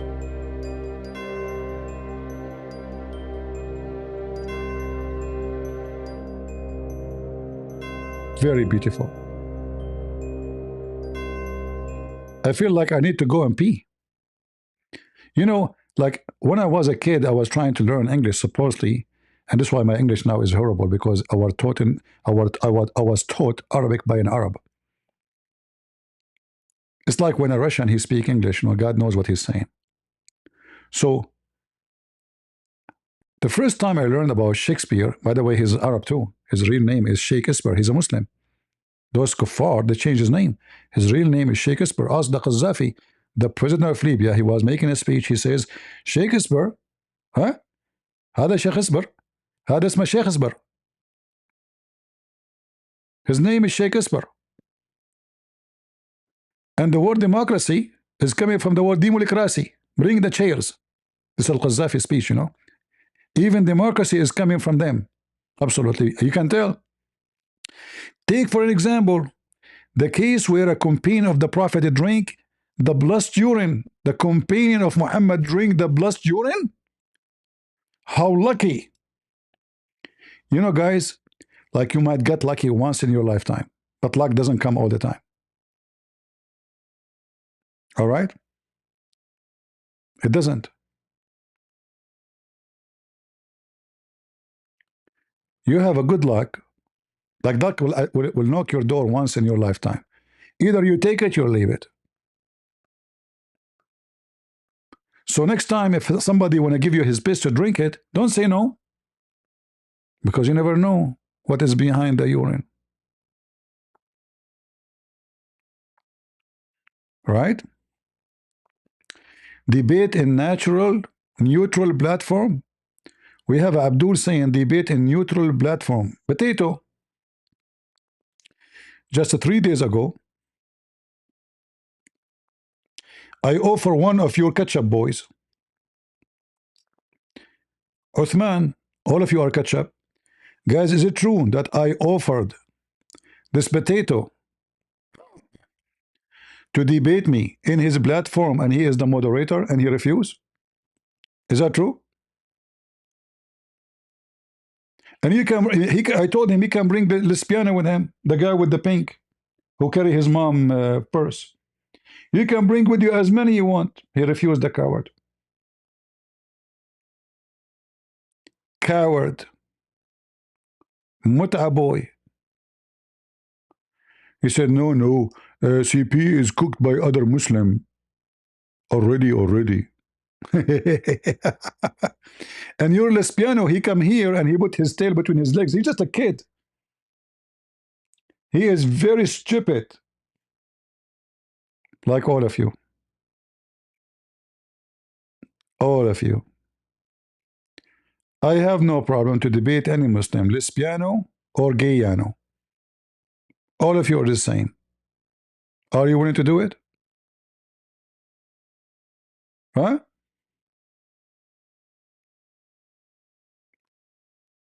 Do we have any lesbiano here? Or gayano? Or transformano? We go back to our topic. My friend Abdul, take it easy. Take a slip of some camel urine or prophet urine. Take it easy. You are so much upset. For example, the case where companion of the prophet drank his blessed urine, she discovered that now she been shielded completely by from fire of hell. Guys, this is a true story. All the Muslims, they will go to hell according to the Quran. The Quran says, وَمَا مِنْكُمْ إِلَّا وَرِدُهَا. However, only the lucky ones of the Muslims who they were lucky to drink the piss of the Prophet, peace be upon him, they will be shielded from hellfire. Now hold on. Why she will be shielded from hellfire if she's a believer anyway? I mean, isn't it already shield? No, no, no, no. You are not. Only the urine of the Prophet will shield you. That means Islam is useless. Because the statement saying clearly, she will be shielded from fire, but she is a believer. That means before that moment she was not. That means believing in Allah will not make you shield. Right? Don't worry, we will block him because he keeps spamming the. I don't mind if a Muslim post, but when you have a diarrhea, you Muslims, all of you have diarrhea. Either from the front or from behind. And look at the reference here. Let us see if there's any new update in the last few hours or since we started about Iran. Like now it's a night time, so I'm not expecting much. Search setting, advanced search.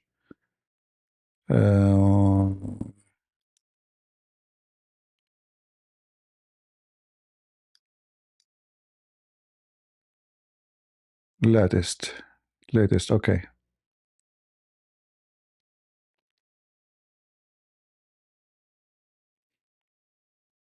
Hmm.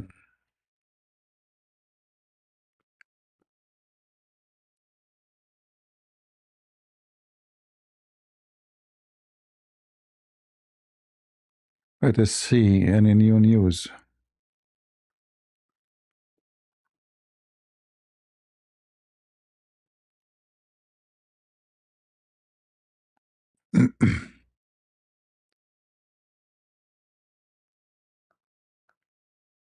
Not much, nothing new really, maybe.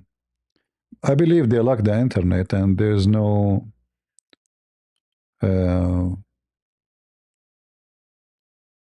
no much option to see, you know. The regime will be trying to hide all the news, as usual. Let us see here.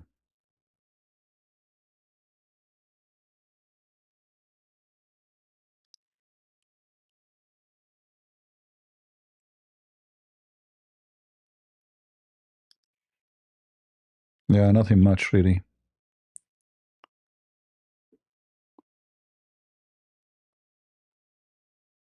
I guess we have to wait until tomorrow and see what will happen.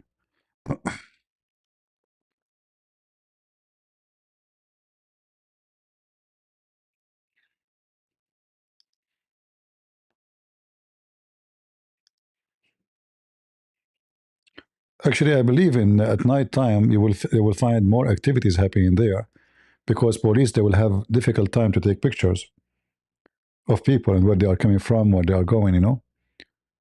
So it's possible now at night still there are things is going, and maybe more than daytime.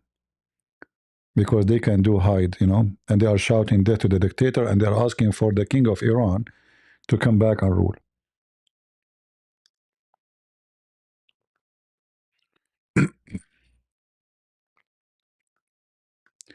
Do we have anybody here from the supporters of the regime of Iran, from Hezbollah?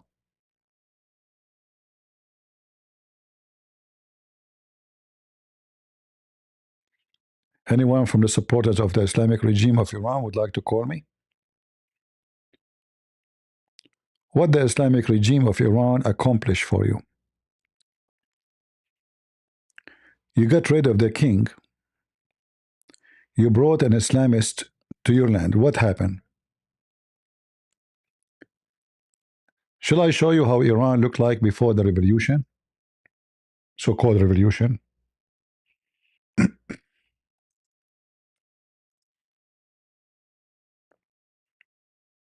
What a beautiful country. People look like a human. Nobody is wearing garbage bag. This is Iran before the revolution.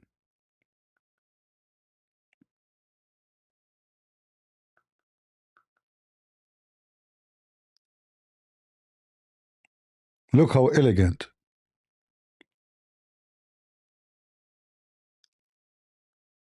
Before the garbage of the mullahs came.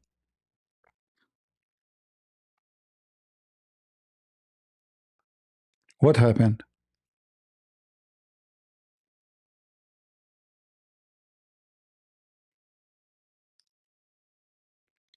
Hmm? What happened? Seriously. The garbage of Islam came, and the wicked, they are in control. And they want to tell you what you eat, what to dress, what to say, what not to say. And supposedly they are the decent, and then they go mut'ah. Those are bad women. But them renting women is okay. This is Iran before the regime.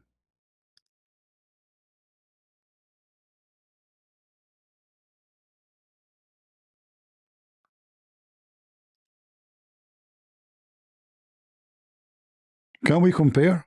Seriously, can we compare?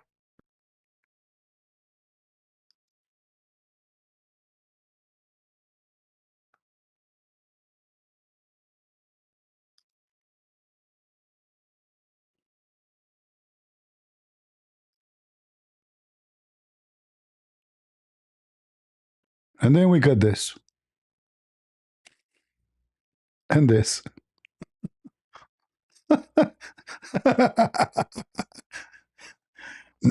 Guys, you see this one? Not this one. No, not this one. Let me see which one is my wife. Hmm. Um, hold on.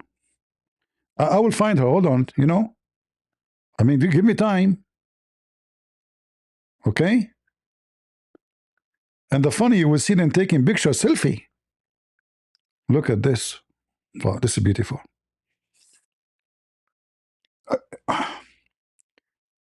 This is so good.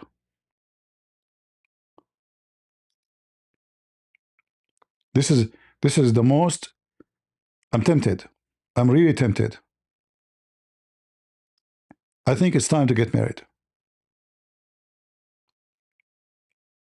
By the way, which one is my wife? The one in the back or the one in the front? I mean, did you leave any? How she can see? How this woman she can see in front of her? She have little tiny hole here. Look, one hole. Because brother, she is a vagina. Yes, brother, she's a vagina, brother. You have to be careful. Mm.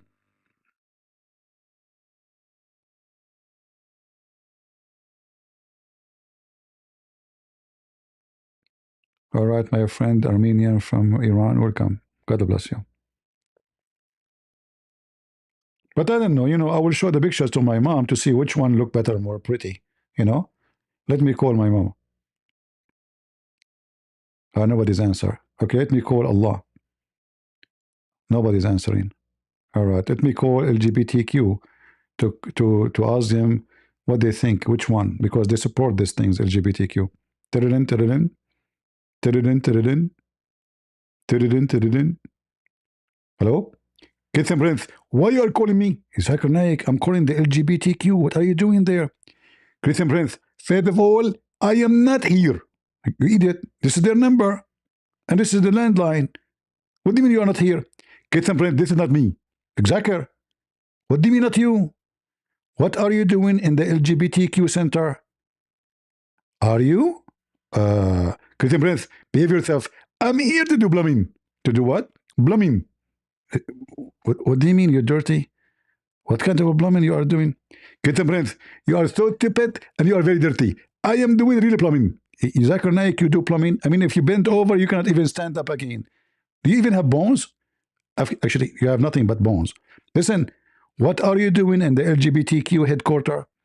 Christian Prince, first of all, I am not in the LDB headquarters. Where are you? I'm in the shower. In the shower? What are you doing in the shower? Christian Prince, I told you, stupid, I'm doing plumbing. Okay. All right, Zakir. All right. I don't know. It's my luck. Whatever I call, you come in my way. Even in the LGBTQ, is Kamala Harris is there? Christian Prince.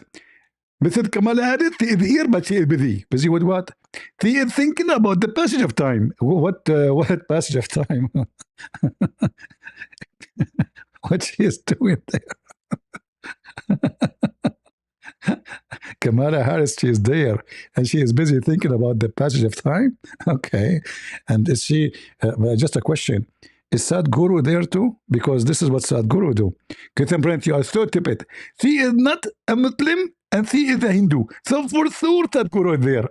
She is a Hindu. You are right. You know. Okay.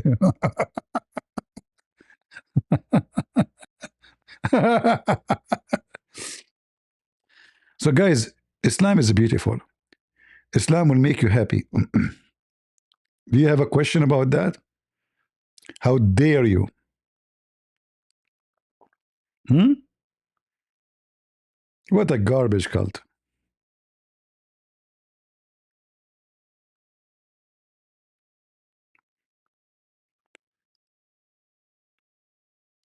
The European, they took this filthy scumbag in France.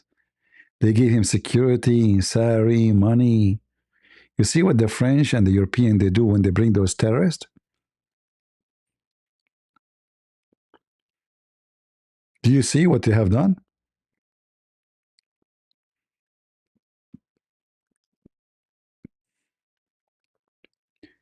You nest them until they multiply, and you help them and you support them to take over.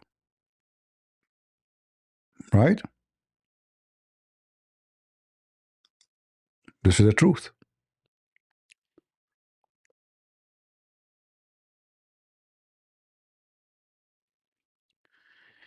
Um, anyway, you know, since I saw this picture, I'm not acting normally. Sorry, guys, I'm single. It's hard to control myself. I don't know what to do. I have to I have to see some kind of help. So this is Iran before the revolution. This is Iran before the revolution. Fashion. Look at the fashion. Look. Hmm? Ah, she have mustache.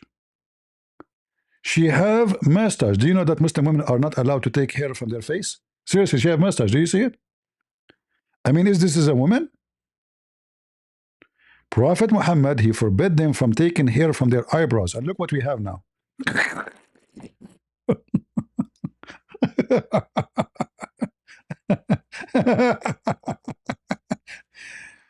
Your eyes is killing me.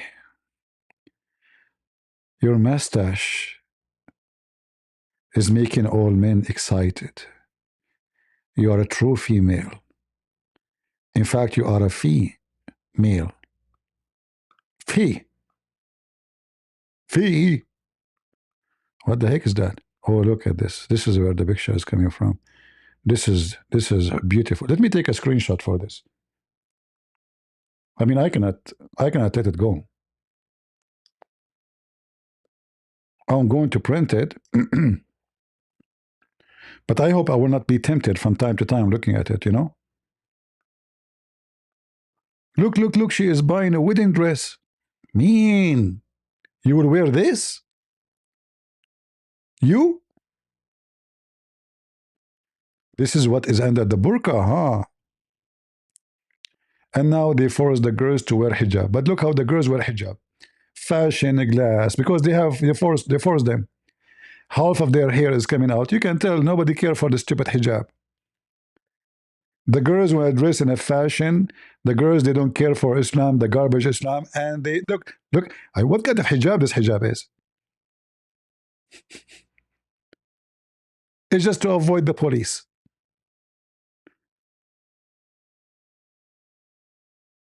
Hmm.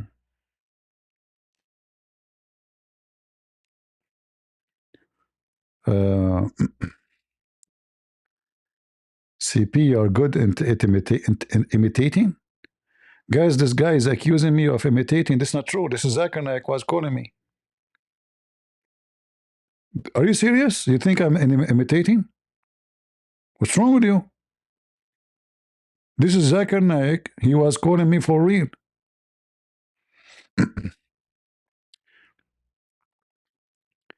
إيران ما كانت خادمة لإسرائيل من قبل. What does that mean? I have no idea what you are talking. Is that Arabic? Are you using Google Translation, my friend?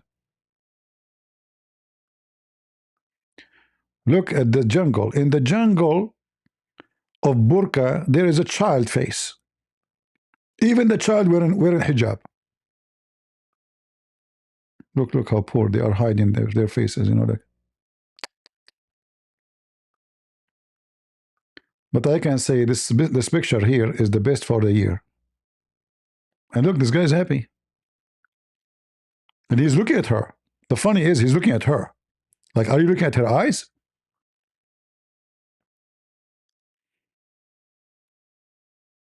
Like, how you doing, honey? Honey? I love your eyes. Especially if they look like this.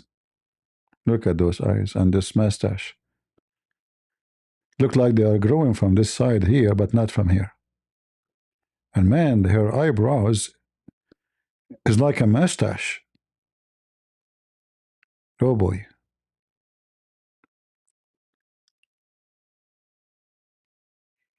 So those are the people before the revolution.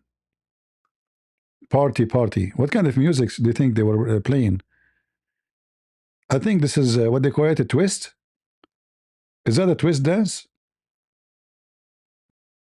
It looked like a twist, isn't it?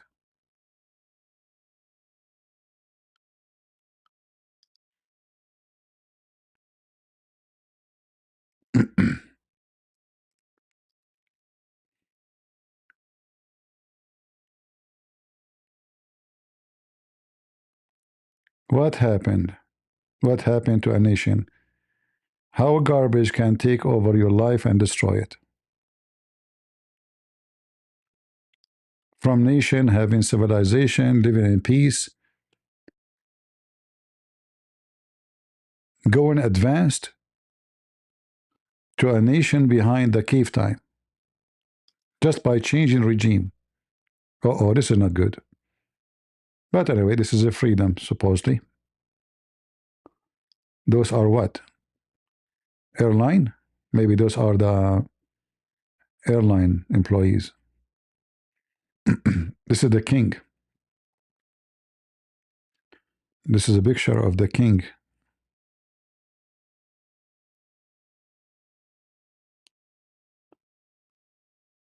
This is the king, the queen, and the princes. And the little boy now, I think he is now the crown prince.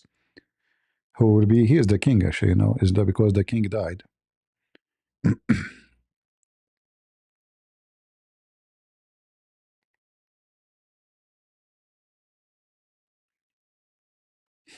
This is the previous king who died.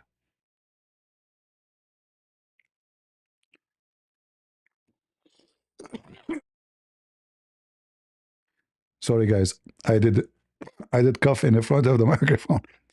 Actually, I click at the microphone to mute it, but it was not a successful click. I apologize. This is what happened when a king, he, by the way, he cough. I mean, it's happening for a reason. When king, they cough like this, just to give you an idea. Okay, just to make you feel better about the cough coming in your ear.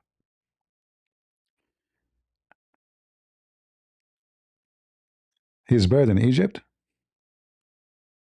I don't know about that.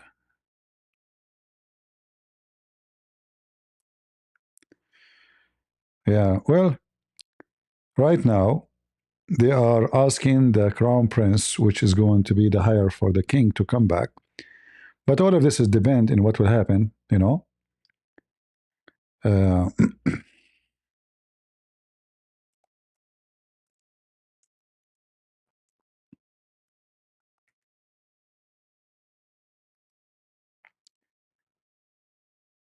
you never know. Sometimes things can change so fast,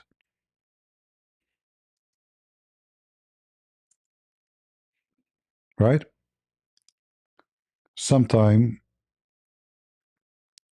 the flood take everything in the way before even you see it. So this is the family. This is the king before he was kicked out of Iran. Their palace is beyond imagination. You can imagine gold and diamond and etc. But the Iranian kings, you know, I mean, you go back in history, you will see what we are talking about. Caesar of Iran, they call them Shah. Shah in Iranian, I mean a king or let us say emperor.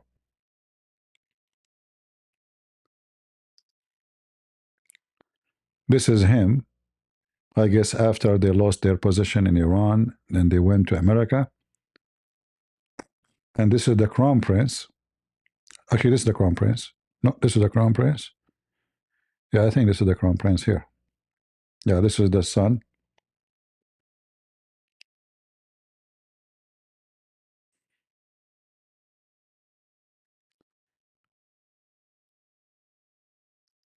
Those are the watches of the Shah of Iran? Really?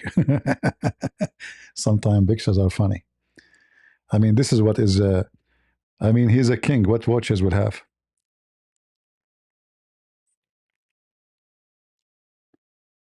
Yeah. Anyway, the king return or not, that will not change anything. The important is the regime should go and no Islam no more. That what is needed to fix Iran. No more garbage of the Islamic regime. Enough is enough. Right?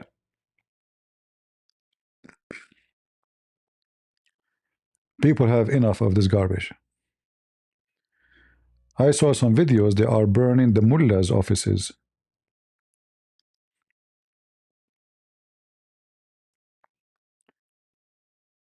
Yesterday we spoke about it, like if the sometime a match can make a big fire, but depend how much dry wood there is.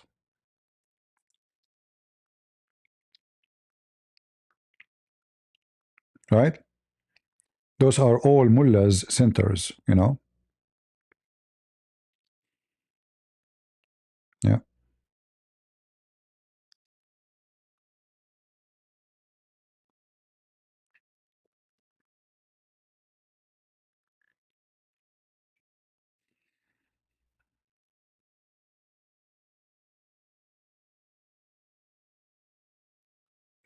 Look like those from the opposition of the Iranian regime.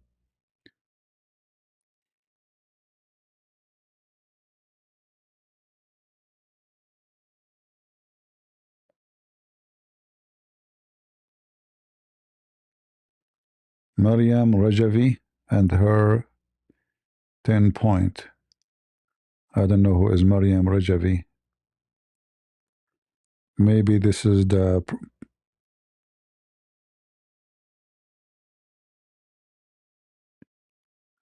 I don't know. Where is Maryam Rajavi?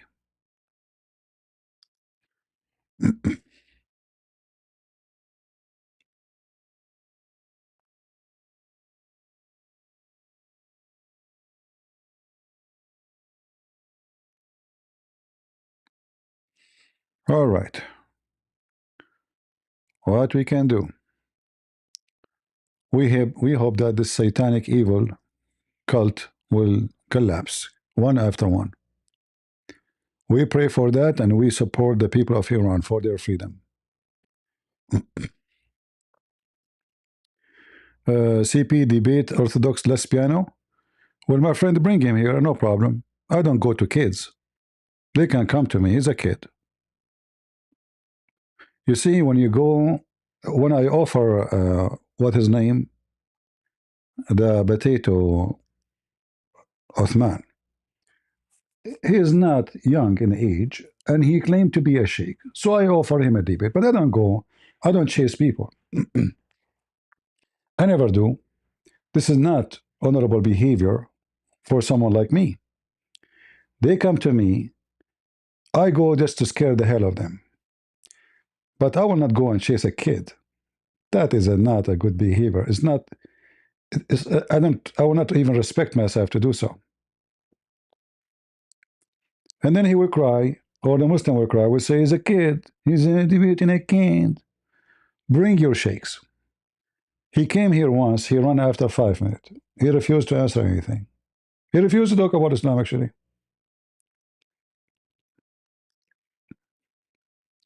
Right? Check out 2C TV. Well, 2C TV, I don't trust their TV because they exaggerate too much in what they say. So I can take nothing true from that so-called TV. This guy in his program will make Islam is gone in Iran. That's it. The mullahs are gone. The Khomeini, the Ayatollah, he is flying to Kuala Lumpur, and now he is hiding in the basement. All those news. Who can't I cannot take anything they say. All right. Like, look, this is the title he have. How truthful his title? Absolutely false. Look at this. Where he got those news from? Islamic Republic falls apart in Iran. Are you sure? Really?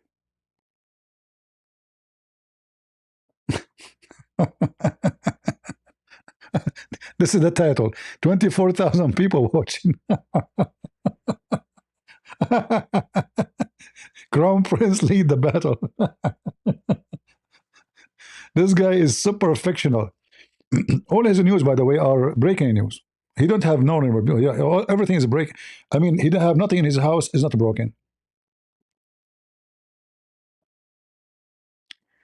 Telecommunication site destroyed by Iranian. Like what? They burn one column. That's it. Iran have satellite now, potato. What this guy is talking about? Trump prepares U.S. troops to rescue Iranian. True story. That's it. American, they are now getting ready. They will send millions of soldiers. Breaking news. I mean, it's just a joke. He's very good. I have to admit, he is very good to gather the crowd with his fictional breaking news. Sadly, like I like the guy actually. He used like, I mean, he's against Islam, but he's too much breaking news. I told you before about the wolf and the shepherd. When the shepherd he screamed once, the wolves are coming, the wolves are coming, all the village come to rescue, and then nothing happened. They came, they found no wolves. Yeah, I was laughing at you. Second time, the same. Third time, when the real wolves came, nobody believed him. And this is the guy, this is what happened between me and him now. He is the same as the shepherd. He shout, breaking news, breaking news. I mean, all his channel is breaking news. Can you find anything in his videos? It's not breaking news. I mean, seriously, what is not breaking?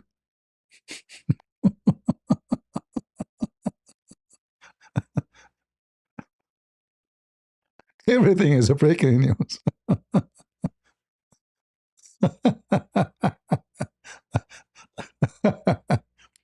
Anyway,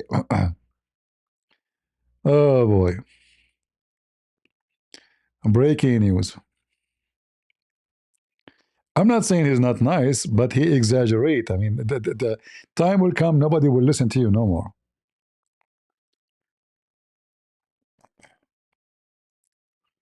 All right, breaking news. This guy news is up to date. Like what is up to date? Everything they have is from X, including my news.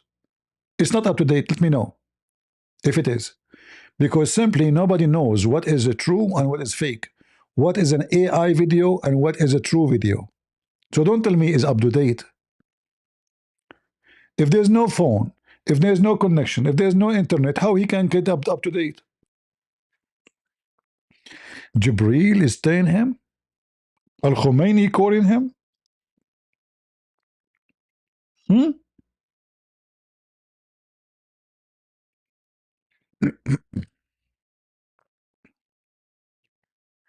So be careful. Don't believe everything. Like if you listen to his what he say, you think that's it. It's over. But he said the same about everybody before. Check all his old videos. All the breaking news never happen. They never happen.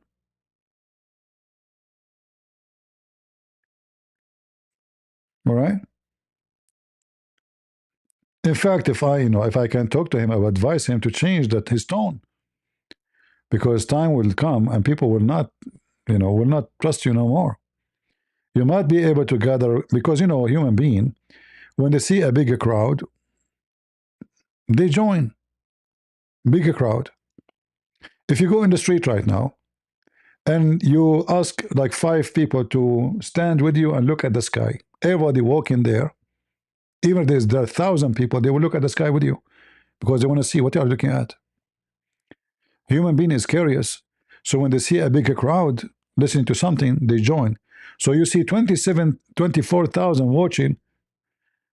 I don't know how many dummy between them, but obviously there's nothing there except what is an X.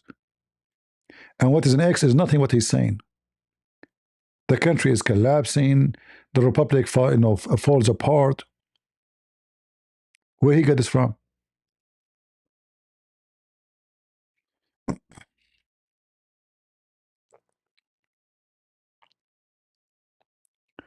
So I support that he is against Islam, but I have to say, in my honest opinion, about him, this guy is giving hope to people, my friend, but this is false hope.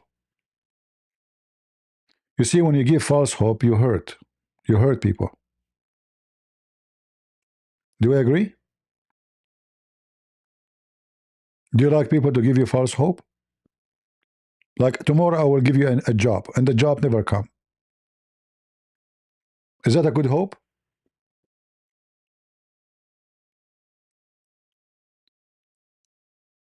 You have to be truthful and you have to support what you say by truth, not by fabrication.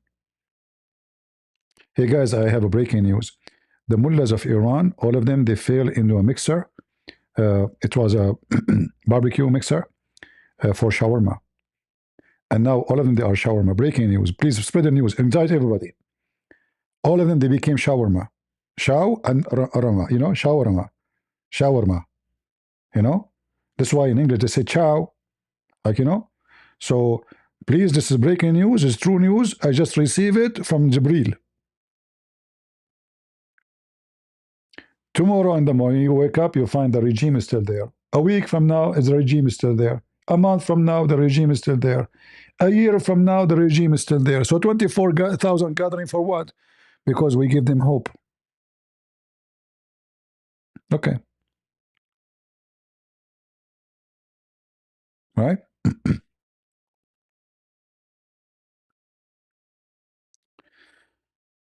Anyway, let us forget about him. He do what he do best, and we do what we do best. All right? This is my favorite activist in the world. She is the smartest girl in the world. I wish I can find a wife like her. It's my dream. Do you know when you have a wife, she is so stupid? Man, that's perfect.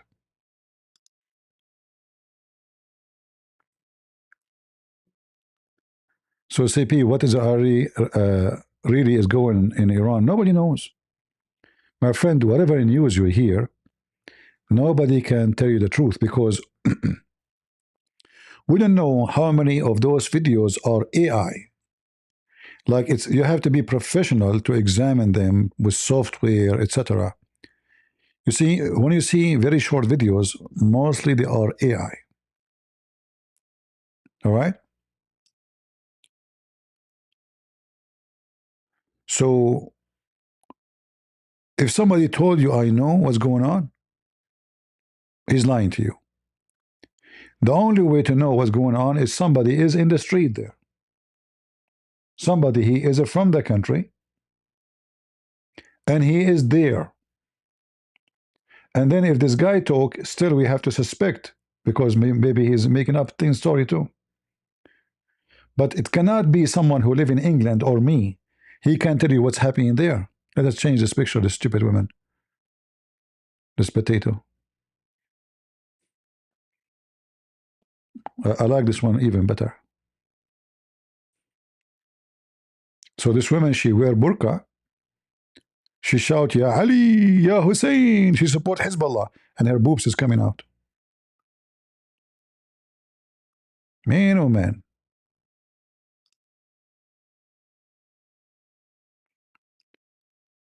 Uh, this is her with the hijab. Look how decent she is, brother. Look how safe.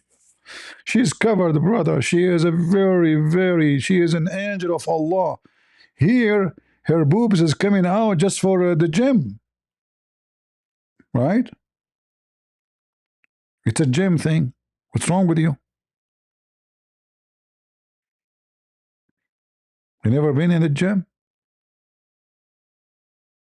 And look, the fancy building, the fancy carpet. God knows how much cost the dress. And look, the one who is marrying his daughter, he is wearing the clothes of the kuffar. Isn't it? This is haram. And look at the mother. Look at the mother, guys. How open her chest. God knows what is in the back too.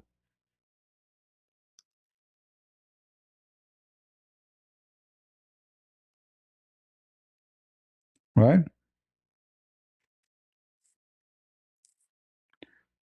What do you think of Mam Danny? He's a sneaky snake. He will fool those people for some time. 4 years from now, we will see what will happen.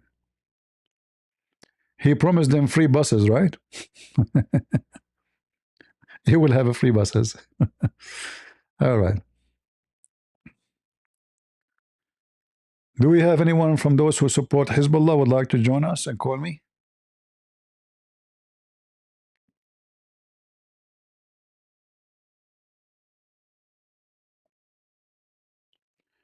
My best friend.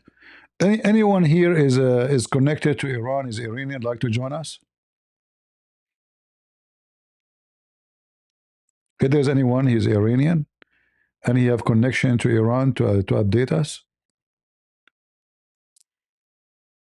because then I will trust more what those people say more than somebody is just making propaganda, breaking news.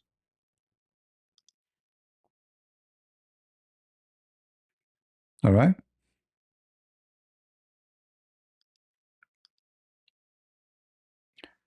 If you watch news from CNN, Fox News, etc., they never tell the truth, and you better know already. All Western media is not media. You cannot take what they say seriously. For me, I hope and I wish things is so bad to the regime. Don't take me wrong. I wish the regime will collapse today before tomorrow. But giving false hope to people is not good. But based on the videos we saw, look like the fire is spreading. But I can say even based on those videos, the fire is so small still. Because even if you have 100,000 people, they are going in the street in many cities. Still, this is not a number. And that will not be enough to collapse a regime, not even a million, not even 2 million, not even 3 million. As long the police they have and the army they have can overcome the those who oppose them, the regime will stay there. And remember, the army have weapon, and those they will not hesitate to shoot. So I will believe things will change if the people they storm warehouses of the army and they took the weapon of the army, and then they are armed the same as the army, and then things will change. You know what I mean? Because then there will be a balance. It's not only the regime is armed, the people will be armed. And the second that happened, things will collapse. Because people will notice that the regime is losing ground. They are not the one in charge with weapon. We have weapon too.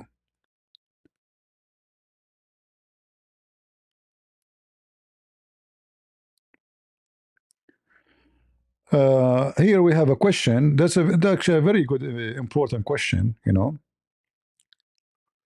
Let us answer it here. Thank you for this question. This is a very smart one. The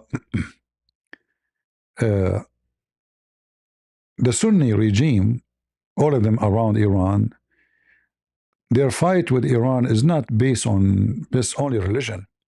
Those are Arab and those are Persian. So already they are enemies. So if the regime is gone, that does not mean they will have honeymoon again. You understand? The same as the Arab, they hate the Ottoman, and the Ottoman, they hate the Arab. The Arab, they hate the Persian. I'm just stating a fact. I don't hate the Persian. I'm an Arab. But the Arab, they hate the Persian. And even if the regime is gone, the Arabs still consider them Shia. And they will hate them. So there's two reasons to hate them from the Arab side. They are Shia, and they are, even if they don't care for religion no more, they are still Shia for them, and they are still Persian. This is why you see here, you see two names here. Here it says Persian Gulf. Here it says Arabian Gulf.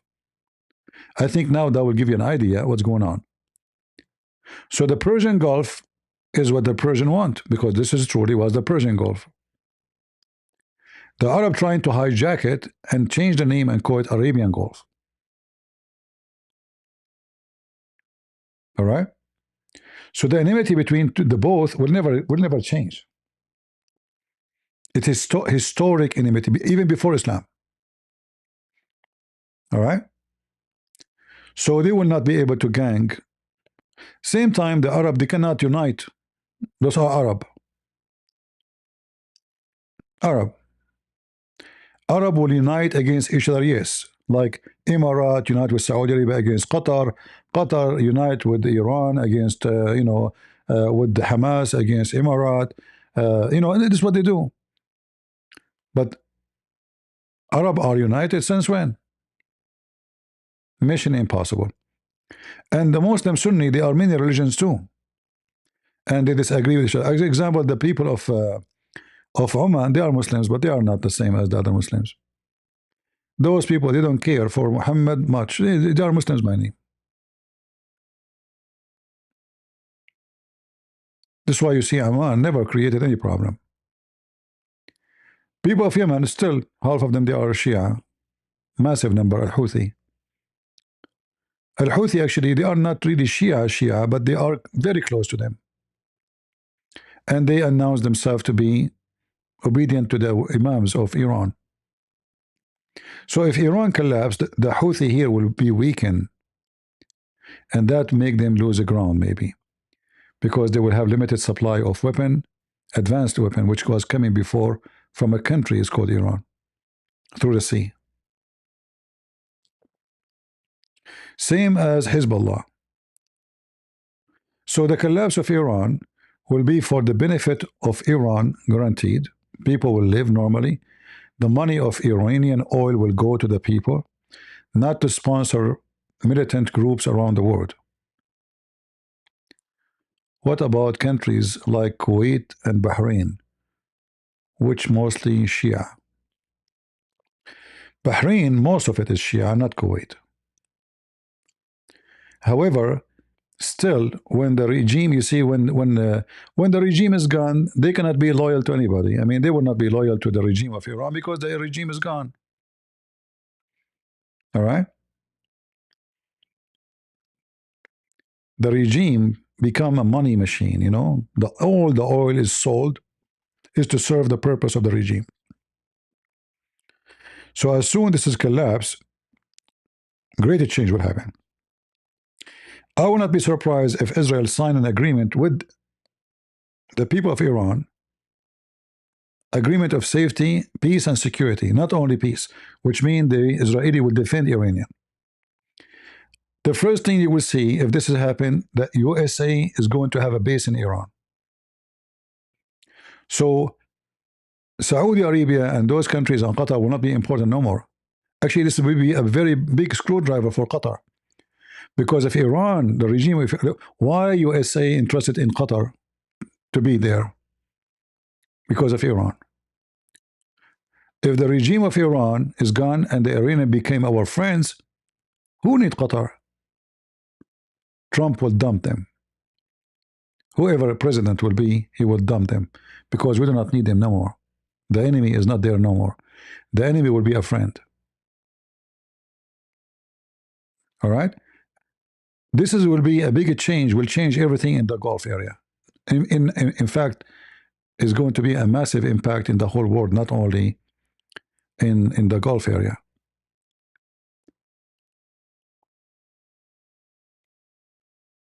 So I'm not worried about it, that the Arab will be united against what Arab? I mean, those, first of all, they are not Arab. When I call myself Arab, doesn't mean I'm an Arab.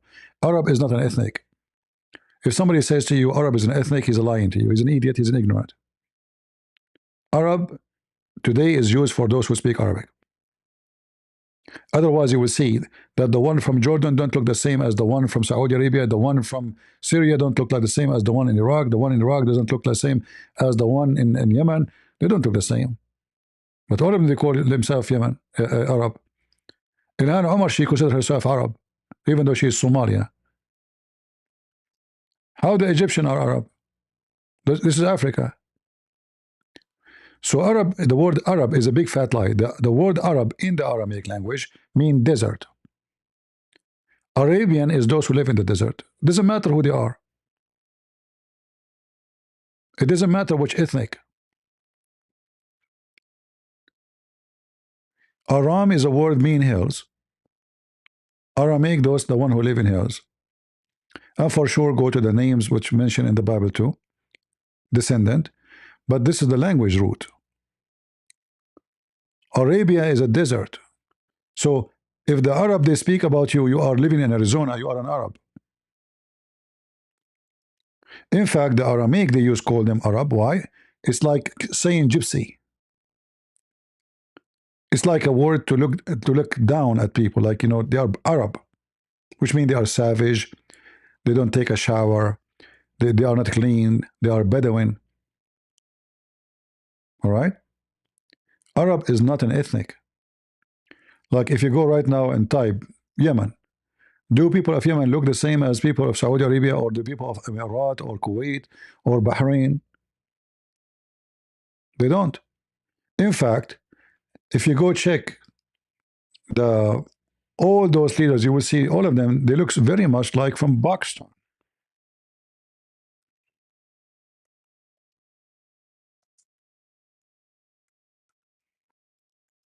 And I can confirm that they are Pakistani. They are not, there's nothing called Arab. The only thing you notice is the way they dress. But this is during the time the closing change. This guy is from Pakistan. Look at him. Go check anyone from Pakistan. They look the same. The same hair, the same face, the same skin, the same color. The same. He's Indian. All those who they are located in this area. You see, this is India. This is Pakistan. You see how close it is? Look. Look how close. This is India. Here. We are here. This is Pakistan. So we are not talking about something so far. And remember, in the old days, there's no borders, there's no, visas, there's no, you take a boat, you come here. Those are, majority of them, they are Pakistani, which is to be part of India before. All right?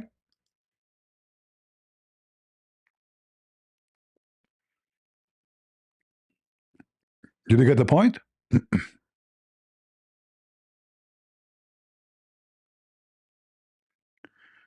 The Syrian, they are not Arab. They are Syrian. They have their own language. They have their own color. They have their own ethnic. They are Syriac. The same as the Chaldean in Iraq and the Assyrian. Iraq is not the land of the Arab. Or let's say the Bedouin who occupy Iraq, the Muslims. If you open your Bible, you will see that Abraham is coming from where? From the city of Ur, which is Chaldean. He's a Chaldean. Those are not Arab. And they have nothing to do with the Arab. They are not Bedouin. The Assyrian, they have kingdoms. The Chaldean, they have kingdoms. They have kings. They are civilization. They are a great civilization. Not a bunch of Bedouin. They live in a tent. The same as those Syrian. The same as the Lebanese.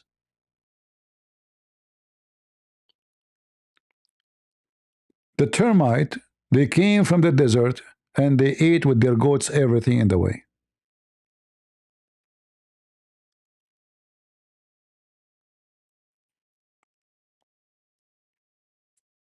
All right?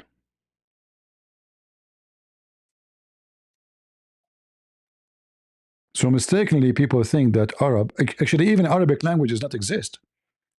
Arabic language is a collection of languages. You cannot find one word in Arabic is not rooted from other language. Not a single one. Even the word Allah is not Arabic. Al is a word meaning God in Aramaic. La is the name of the God. You, all of you, when you pray, at the end of the prayer, what you say, Ameen. This is Aramaic word. Aramaic language have a huge impact in mankind.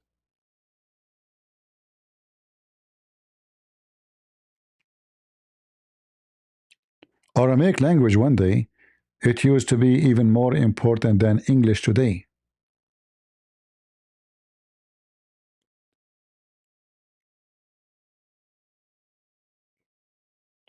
All right?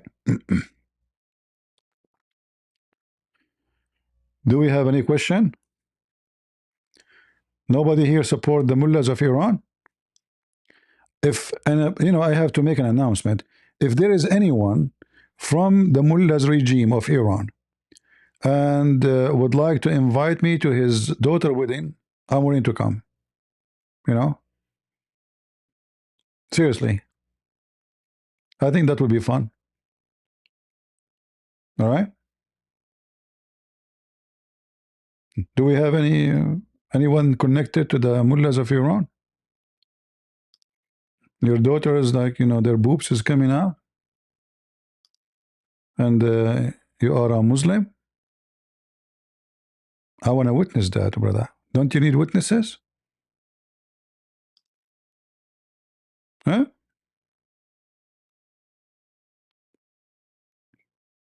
It's haram not to have witnesses. Shame on you to make a wedding without me. You need to have a witness.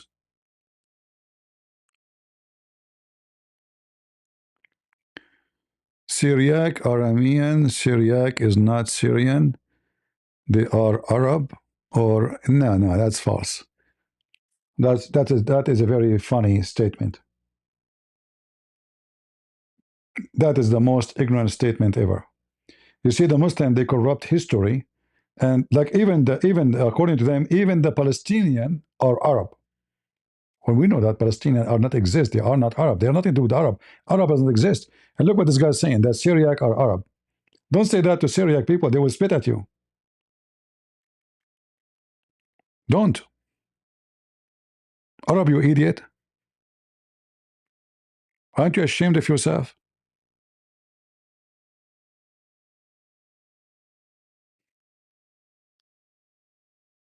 Arab, huh? True story.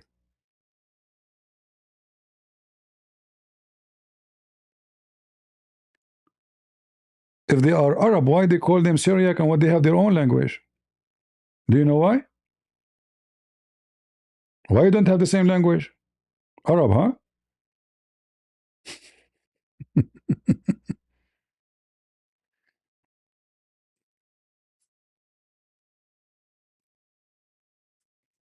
Potato. But this is what they teach them in the Middle East schools, to fool them, to brainwash them. If you go in those old Middle East to take over the population, they start teaching kids that we are the same, we are one nation.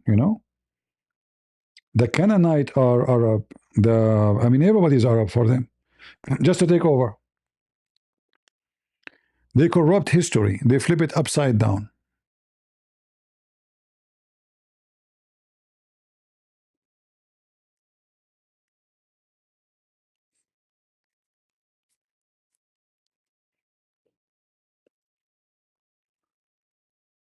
The only thing,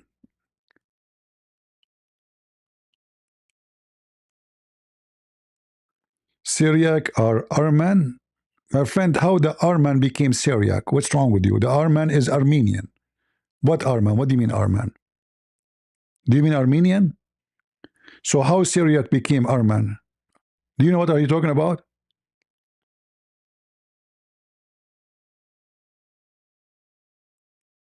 You mean Aramean? No. The Assyrian, they are Assyrian.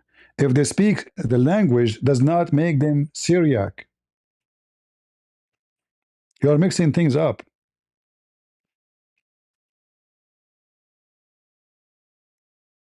There's language they speak. If you speak English, doesn't make you English. Don't mix things up.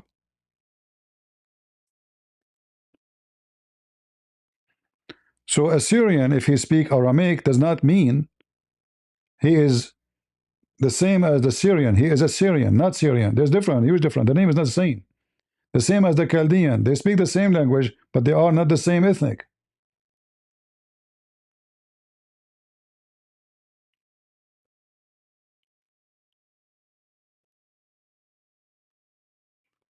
But the Muslims, when they invade those countries, they corrupt history and they hijack it. So now the one who built those cities in the rocks in Jordan, they are Arab. That's what they will say in their books. They hijack everything. Even, I did not say Syriac or Assyrian. What's wrong with people? Syriac is Syrian. Syrian is the region, correct? Assyrian is not a region. Assyrian are people. Assyrian is people. They are called Assyrian. Ashuri. Ashur. It's not a region. And for sure, wherever those people exist, they occupy the area. It was their region.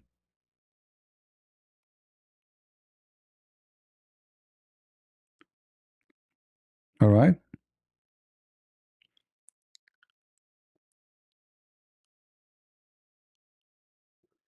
Syriac is not Assyrian. That's not Assyrian. So what is the Syriac church in Syria? Can you answer?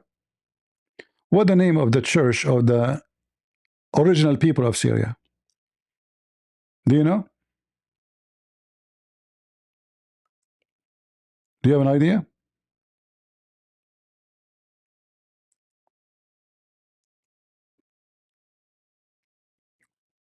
Who are those people? Those are the original people of Syria. They are not migrant.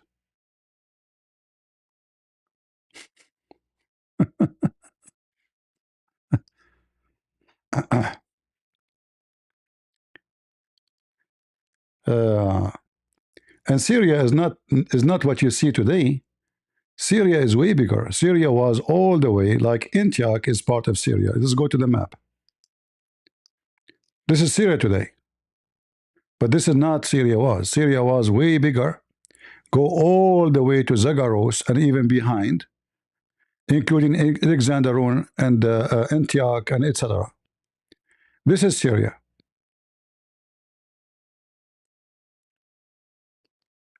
And Syriac is a dialect of a language, and those who speak it are called Syriac. All right?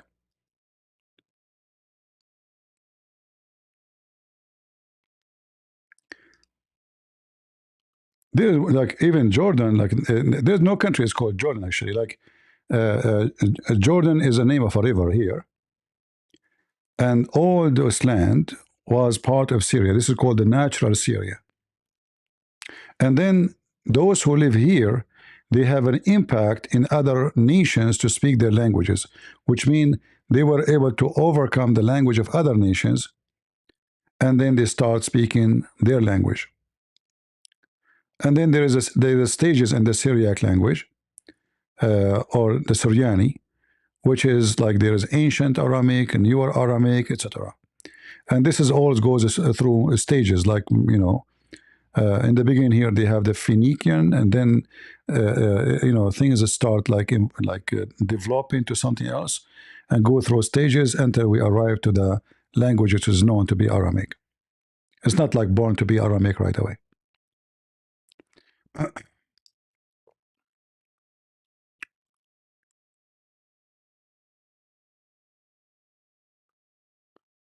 All right.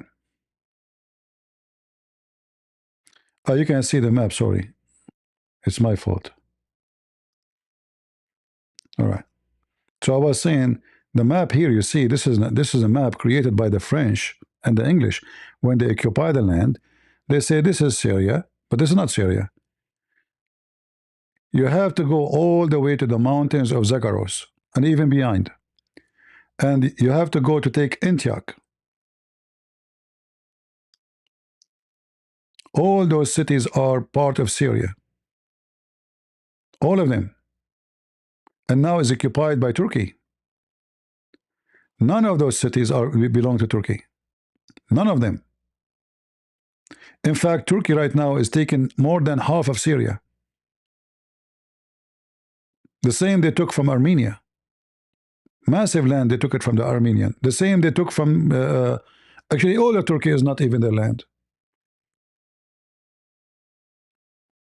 Those people, they are not from there.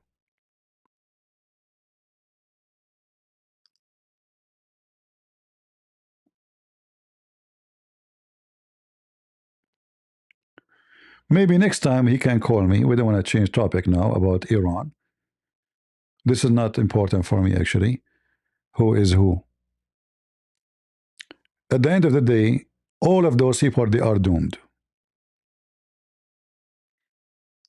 Because the Syriac, the Assyrian, the Chaldean, they are vanished almost in those countries. They left their land and they run to different land, and now they are nobody, and they will never take it back. Like how many Assyrian left in Iraq? This country used to be 100% Assyrian and Chaldean only.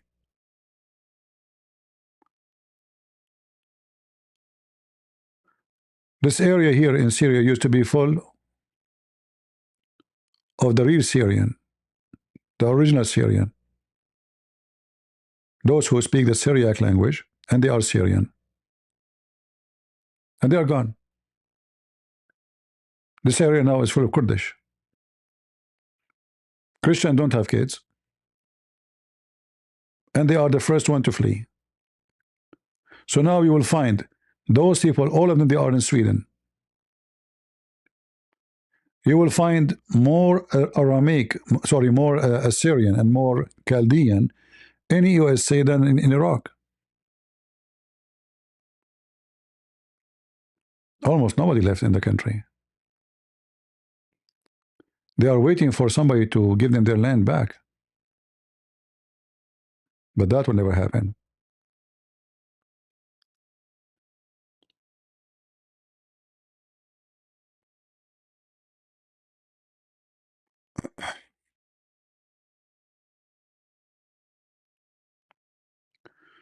My great grandfather were Orthodox priest in Syria. How can I contact you to ask you some question about them? You can ask me the question here. Aren't you contacting me now? Same time, what does have to do with my you know?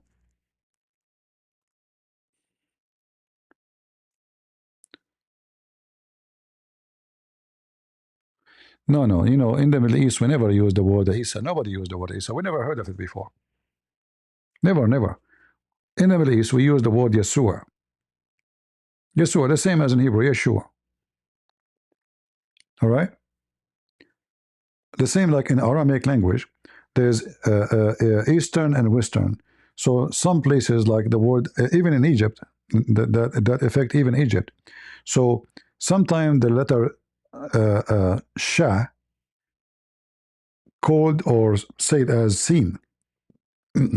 So Yeshua will become by those speaking Aramaic people Yeshua. In the Hebrew, still is Yeshua. It's the same letter. So Yeshua, Yeshua, nothing else. We never heard of Isa. Never, never. You will not find any manuscript ever saying Isa.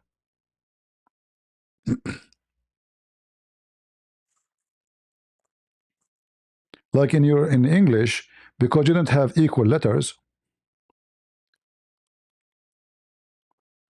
you use Yeshua. But in the language, in Hebrew, Yeshua. In Arabic, Yeshua. Not Jesus.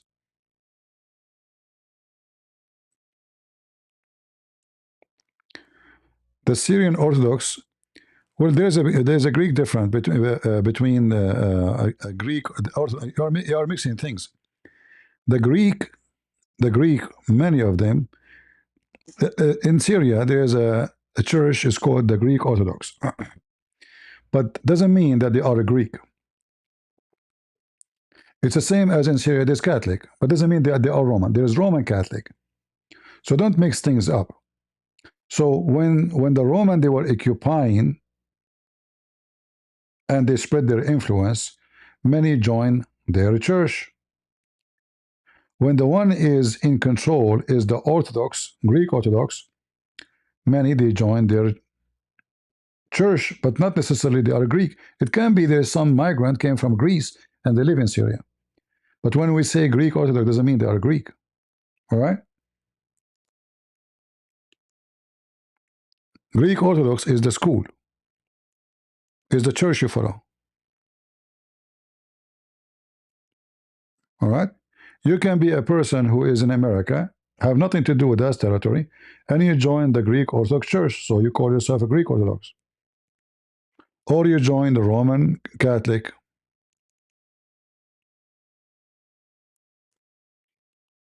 This is the name of a church, not this is not an ethnic.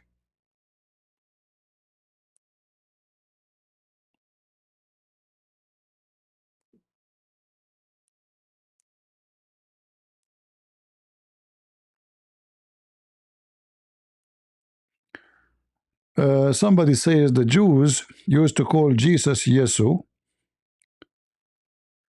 You know, when somebody says something, you have to prove it. Do you have a proof? I'm not against you saying that, but do you have a proof of that? If you have a proof, show us so we can learn from you. Because in your text, you are saying that they used to call him Yesu, and this is an insult. But I cannot find where they call it Yeshua. They call it Yeshua.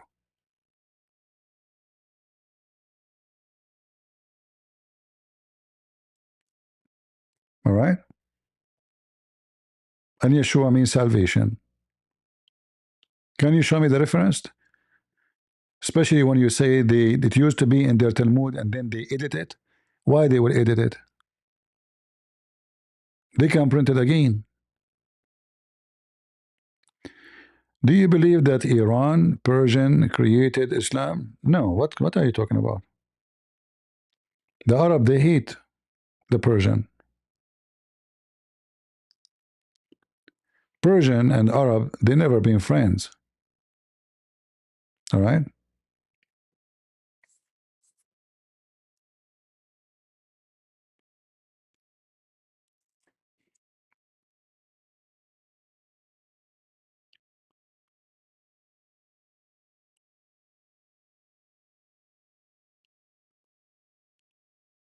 All right, give me the proof. Maybe you can type it in the comment later, so people they can search it and find it. Again, I'm not against you to say that, but you have to prove it so I can learn from you. We learn from each other, no problem. It might be true. I mean, why not?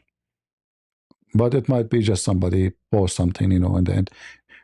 Anytime somebody says to you something, you have to investigate and check it out. Deal? Doesn't matter who, including me.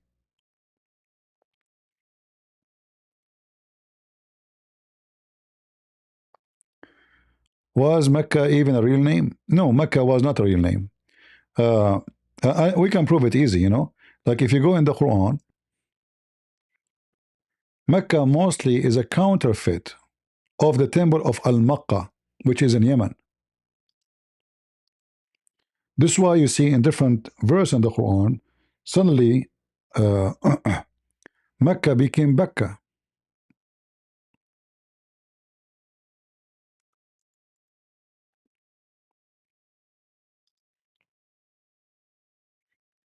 Now, if this is really Mecca, for me, I am suspecting that this is not even in Saudi Arabia.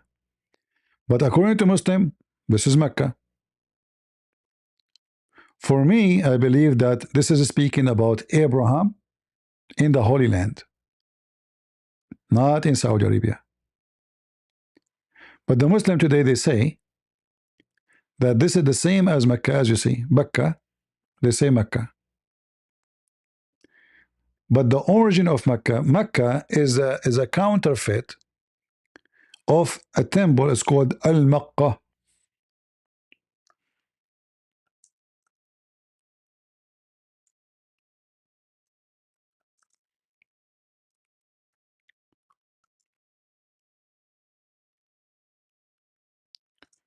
Many years ago, I said Al-Makkah, this temple, is the moon god temple.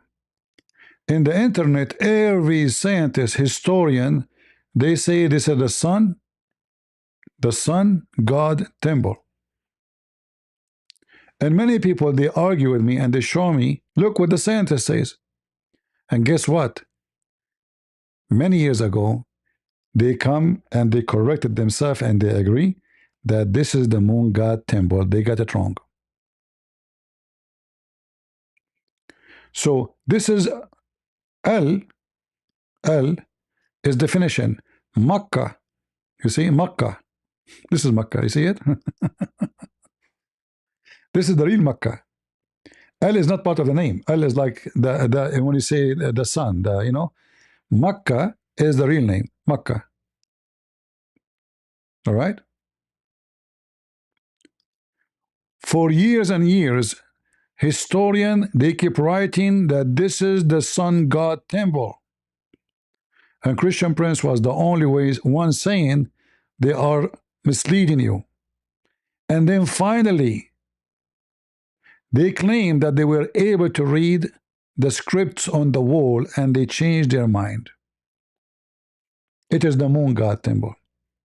And that will come in total agreement in what I say, that Mecca was built for a temple to copy this temple, which is the moon god temple. All right. This is why when Muhammad came with his religion, what they called him, the Arab, they called him Sabians, Sabi. The Muslim, they called him Sabi. This is why Muhammad in the Quran, he said, those who believe in Allah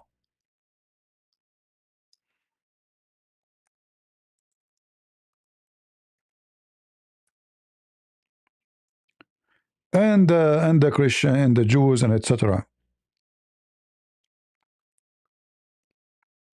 Uh,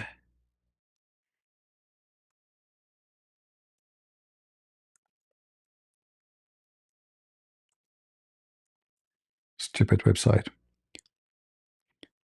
إن الذين آمنوا والذين هادوا والنصارى والصابئين and the Sabian. You see it? Muhammad was a Sabian, but he decided to adopt some of the Christian teaching, some of the Jewish teaching, so he can be acceptable by all. And Al-Makkah is a Sabian temple, according to them.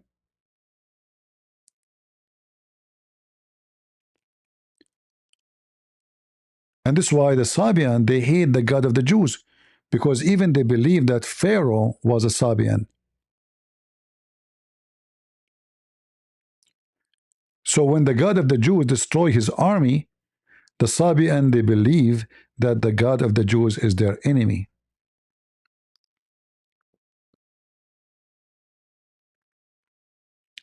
This is the temple of Al-Makkah.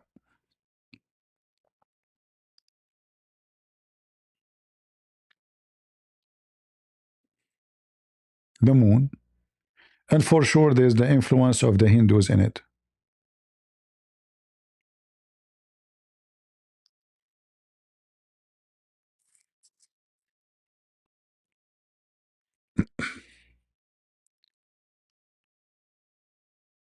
Mecca is a small, tiny village. What build? I mean, you see, if you look at Mecca pictures just 100 years ago, let me show you. This is small, tiny. This is just 100 years ago. So there's no Mecca.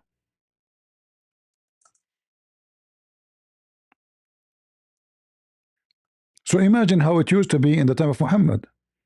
If this is how it is, just 100 years ago, like after we have cameras, you know. And for sure, the Saudi did not get camera right away. The Arab did not get cameras in Saudi Arabia. It took them a long time before they can do it. But let me show you how Mecca look like. Look at this. This is Mecca. This is the Kaaba. Like imagine. This is how small, tiny rubbish. This is Mecca.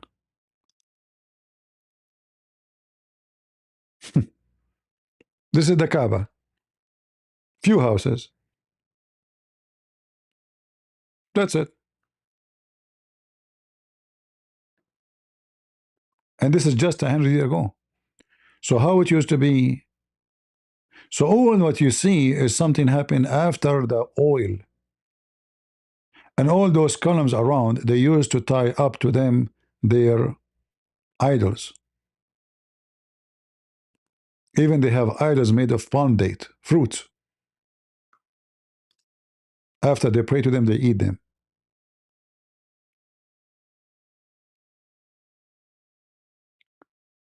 And then Mecca became like this. It's like a flea market. Look at this. And this is supposedly after the oil came. They put some gravel and fence like the one for goats, you know. And all of this is a store, falafel, hummus, food. And this is after the oil. So you can imagine Mecca before, long time ago, how it is. There was nothing. And it used to be flooded all the time too. By the sewage. There's no sewage, you know, the septic tank. When some rain happen, all the flood will go and all the shit will go to the Kaaba. And this is other proof that the Kaaba cannot be a choice made by God. I mean, God will choose his house to be flooded by shit. Can't he find like a place where like 20 meter higher? Can't Allah move his finger and lift the ground up so the flood will not go there? You know what I mean?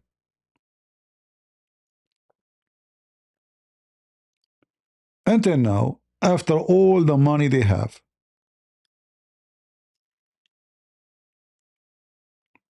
the Kaaba is flooded and Mecca is flooded. Even with the help with the American engineers, because it is built in a very horrible, low location, low spot.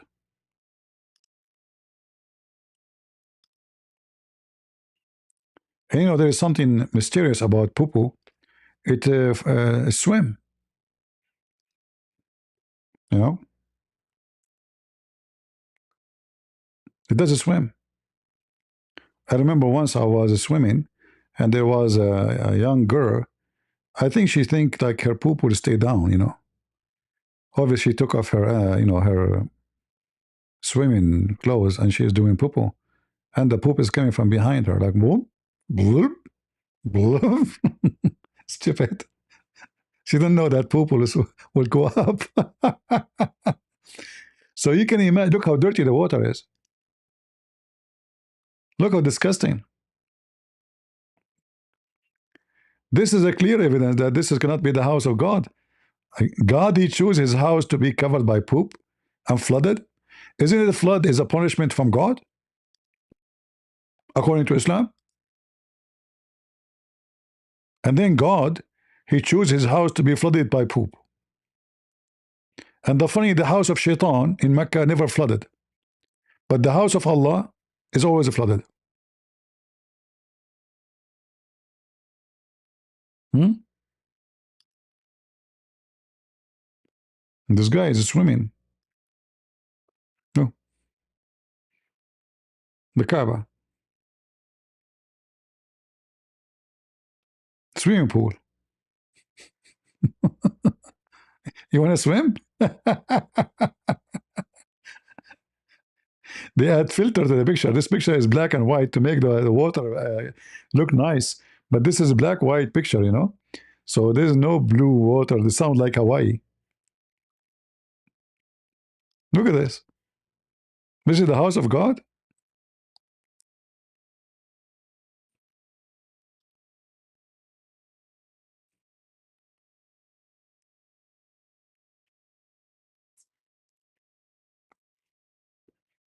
Man, oh man.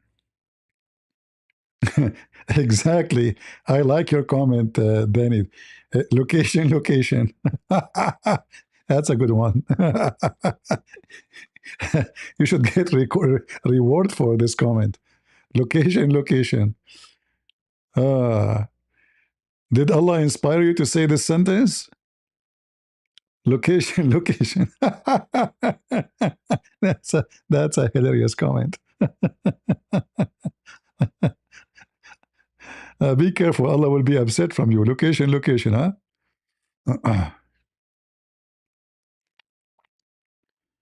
Editing, banning in 52. Okay, but do you have a copy? Do you have a copy of what you say, my friend? For me, in order to use such an information, I cannot go by somebody posting an article. You have to show me and prove it. Otherwise, this is going to be taken seriously. All right? Location, location, huh? Yeah, it was funny. I was swimming and I saw something brown coming behind this woman. Man, what is that? Boing, and there are bubbles. And you know, it's her luck that the water is so clear. I mean, some people are so stupid to the point they think they can poop in the water and nobody notice them.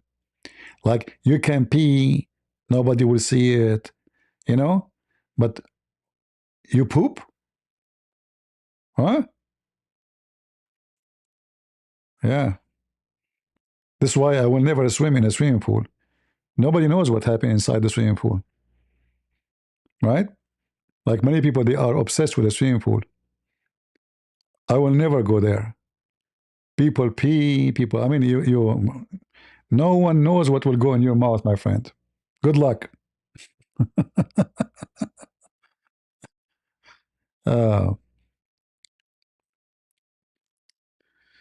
all right, location. No, no, I know about location, but he made it in a perfect time. Speaking about the Kaaba being flooded when he said location. That's why it is. It came funny, like a perfect location.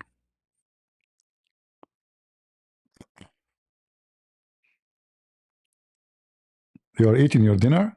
Well, we are helping you to stop eating so you lose weight. You should be happy. Now you will not eat, and if you ate something, you will vomit. You should be very grateful. What's wrong with you? Look, this is Mecca. This is Mecca now. Look. With all the money they have, it is the worst place in the world to live in. When little water drop from the rain, everything is washed out. Like I wish I can play for you videos because you will notice a lot of them. You can search for, but maybe you have to use Google Translation first. Type in English, Mecca flood, and then translate to Arabic, and then search, and you will see what I'm talking about. All right? Horrible, horrible, very horrible city. Look at this. It's a desert, little rain. The city in a low spot. All the rain will gather and will wash everything, and then they will not have rain for God knows how long. Extremely hot. Like what is the temperature now in Mecca? Very ugly city.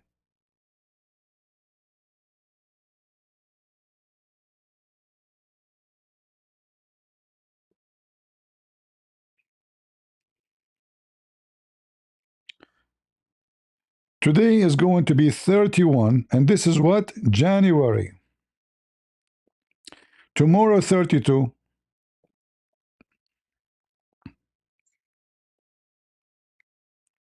This is January.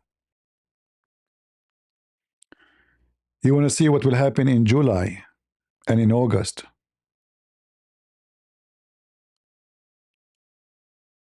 All right? You will be cooked when you reach 50, 55, 60. It's scary. You will love it even more when a sandstorm come to those areas. You see, many of you even they like to go to Dubai. Anyone saw a sandstorm in Dubai? Did you witness any? Anyone who was there before? Ugly, ugly and disgusting and dangerous. Because you know this, the sandstorm is a very like the what make it horrible that the sand is very fine. It's not just sand. It's even more fine than powder. So any hole anywhere is going to go through from the key door, from the underneath of the door. I mean, even if you close your windows, you close your car, you stop the air condition, this fine dust will go every. It's very dangerous. Will make you suffocate. And if you did not die, it's going to stuck in your lung for a long, long time and cause many diseases. So you will be sitting, having good time, let us say, with your four goats. And then in the distance, you see this. Uh-oh. Okay, nothing, no problem. This is just sandstorm. And then the sandstorm not only will destroy everything in the way, will block the highway. Look at the highway. In those countries, they spend hundreds of millions of dollars just to keep the road maintenance. Maintenance from what? It's not the asphalt is gone. It's the sand creeping. The wind will keep carrying sand over. Like if you leave this road without maintenance for 6 months, you will not find the road no more. Do you see it? This is just one storm. Look what happened. The highway is gone. If you don't clean it, because the sand will keep moving. The sand, not only in sandstorm move, the sand never stop moving. The wind will move it. Like even areas which is green today, the sand can destroy that area because the sand is moving, taken over. So depend in the what the side the direction of the wind of this country. Every territory have like season. So let us say for the coming 6 months, the wind will come from here to here. So if you have a garden here, let us say you made a farm, and you have a mount of sand here, not just sand. This yard, this garden will be destroyed and will be covered by sand. So farming there is useless. Investing in highway is useless. What Dubai and what Saudi Arabia would do when their budget is limited to maintain their roads? They cannot. This is cost a lot of money. It's not like they will fix the road if something happened, like there's a hole in it. No, the road totally will disappear.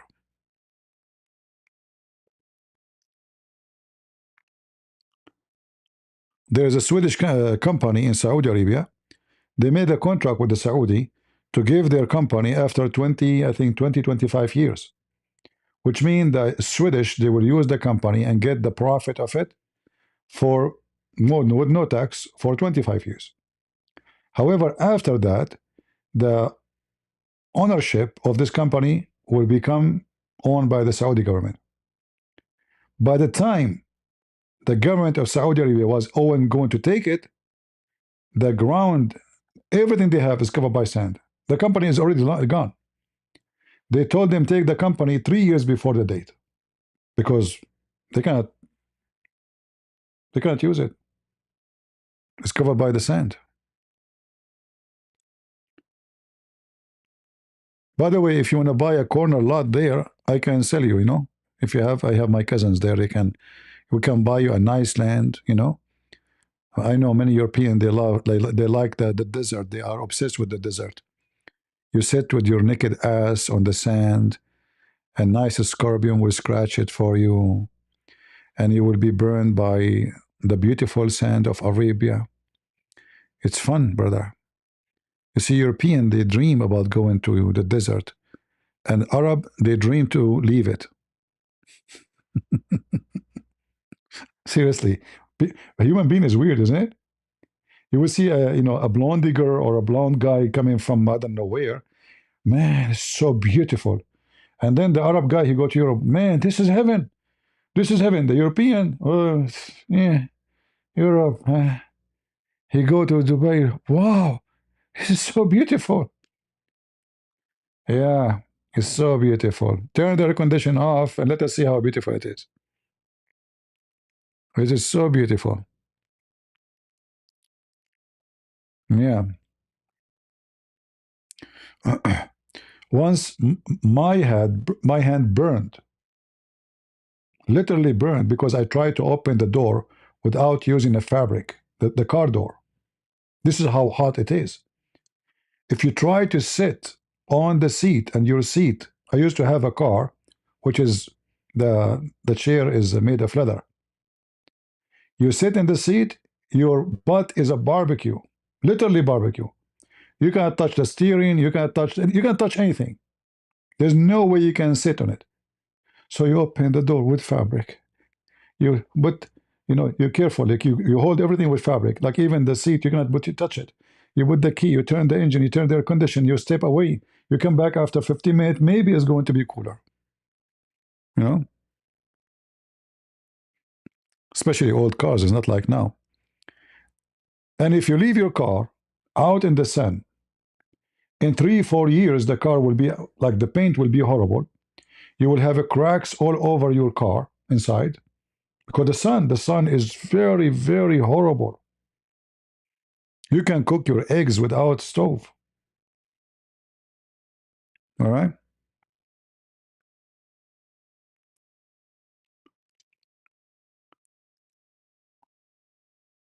Um, Let us ask Prophet Google, police be upon him. Hey Google, what is the maximum temperature the desert of Saudi Arabia reach?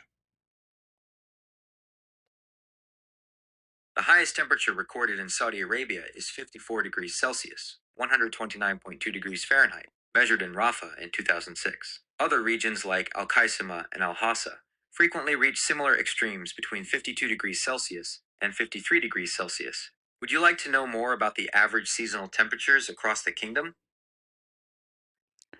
If somebody wanna cook a chicken, is that a good temperature? No, 54 degrees Celsius, 129 degrees Fahrenheit, is not a safe temperature to cook chicken. While it is theoretically possible to pasteurize chicken at this temperature, it would take hours and result in an unappealing raw like texture.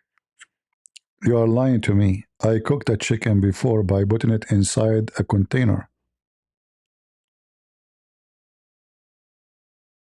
Actually, you aren't wrong. It is possible to cook food using just the sun, but it requires more than just the air temperature. While the air might be 54 degrees Celsius, a closed container, especially a dark metal one or a glass box, acts like a solar oven.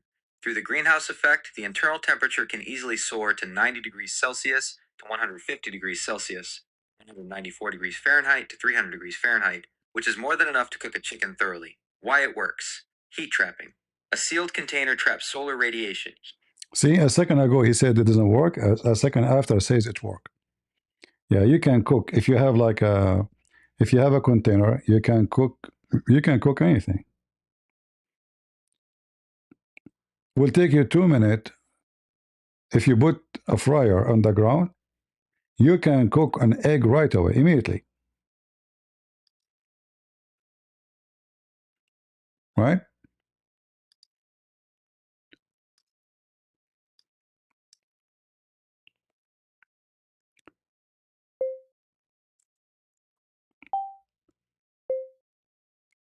Cooking eggs on the desert sand.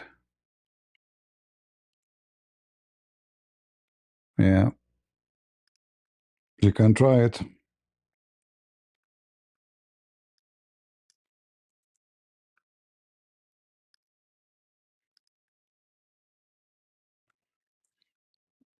You know, for some reason, some people they like to go to the desert. Like I see many people, they want to live in the desert. They want to buy a property in Arizona. I think this is like people are desperate to find a new life. But then, as soon you go there, you will notice that this is a very horrible idea. You can throw even the egg on the ground without a fryer, and you can cook the egg right away. Because the desert temperature is scary. You know, the only benefit of the desert there, like you wash your clothes, you want to wear them right away, you can wear them right away. Actually, you can wash them and wear them right away. When they are wet, they will dry on you. So, like you see, if you search in YouTube, you find many people they are buying property off a grid in Arizona or in Nevada. And then, honestly, I feel sorry for those people. They are just under the influence of others. They see somebody making a video and they think it's a great idea. And we let us try it. It must be true. It must be good. But after you go there, that's why you see them. They buy property. After 2 years, they want to sell it. And then other guy who have a dream, he come and buy it. And then he stay 1 year, 2 years, and then he want to sell it. You know what I mean? They are just under the influence. Bad influence, actually.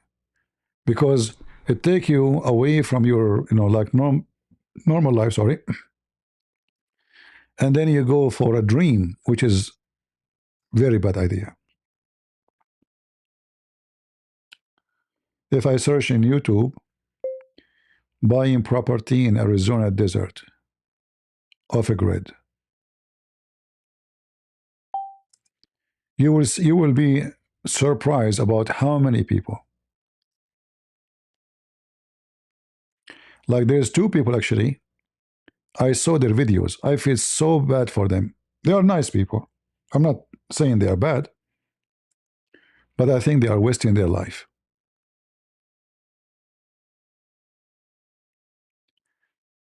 Good luck fighting nature. Like, this woman, she is going by in there. I mean, what is there? You can't grow anything. Like some areas, they have trees. I can say fine. Like it's not totally desert, but most of them, they are going to area which is totally desert. There's nothing. Like this guy is happy. He bought it only for 3,000. Only. Like what do you do there? Not to mention the fun of having a scorpion between your legs. And ah, there's an animal actually. If you live in a desert area, you have to have it. What they call it? Do you know this little tiny animal have a needle in the back of it? What they call it? What they call it, guys? It's a small, tiny, cute animal. Look, actually, look funny. Have needles in the back. They can grow big sometimes, like depending in the territory. This one is really good to clean your yard if you have a yard from scorpion, from even a snake, especially a small one. Procop. No, no. It have needles in the back. Scorpion. Scorpion is scorpion. No, it's eat a scorpion, not let me find the thing in Arabic. I don't know the name in English. Give me a minute.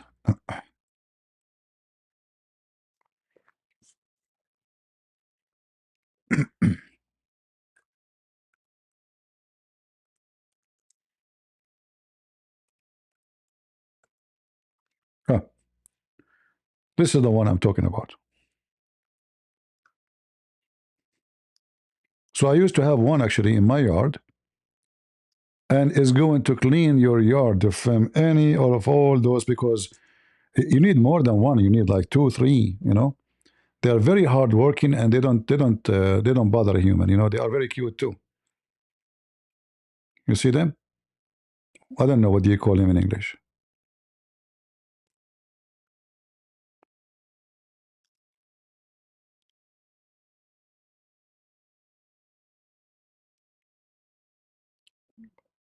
I don't know what you call it. I mean, you tell me the name. I don't know. But those are very cute and they have needles. Like, don't touch them. All right. And they crawl themselves like when there's a risk. Uh, and they will clean your yard. Look how cute the face look. Funny. Actually, when you see them in real time, like they are really funny, and the way they move funny. To look at this guy. This is a baby one. Ah, yeah, those they can really kill a lot of bad hogs, bugs and harmful stuff in your yard. All right. I think like every country have different name for them. Depend on what language you speak. Uh,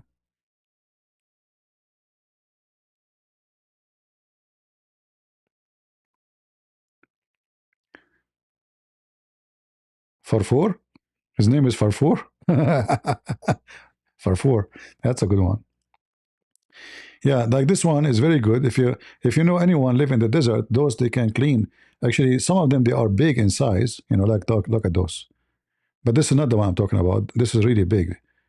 This is how they protect themselves from beasts. Those are big. The one I used to have, it was a small, tiny, very cute. I got two or three of them.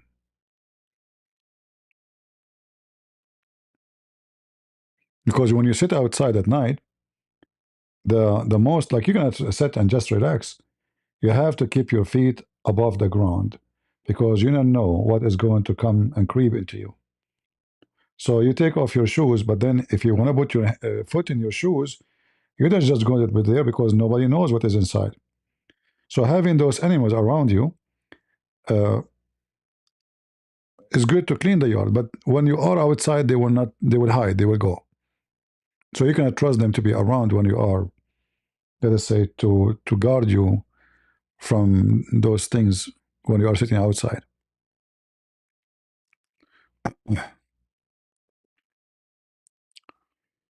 All right. I think we have enough for today. Did we have a good time, guys? So let us hope a better news will arrive from Iran about this regime. But not everything they say to you in the internet is true. They make it sound like this regime is gone. I believe this is still way to go.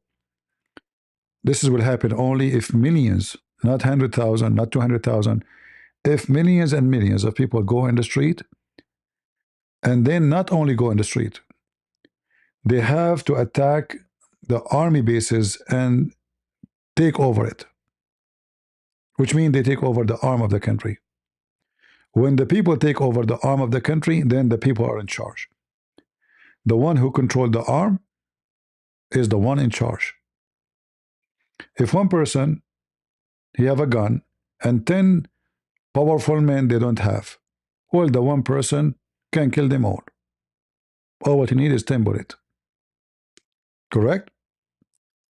And those kind of regime they are willing to kill. They will kill anybody. They are willing to make the whole nation die, but they don't die. They will not care about 1,000, 10,000, 20,000 died. This is the nature of Islam. And this is an Islamic regime. This is not just a regime.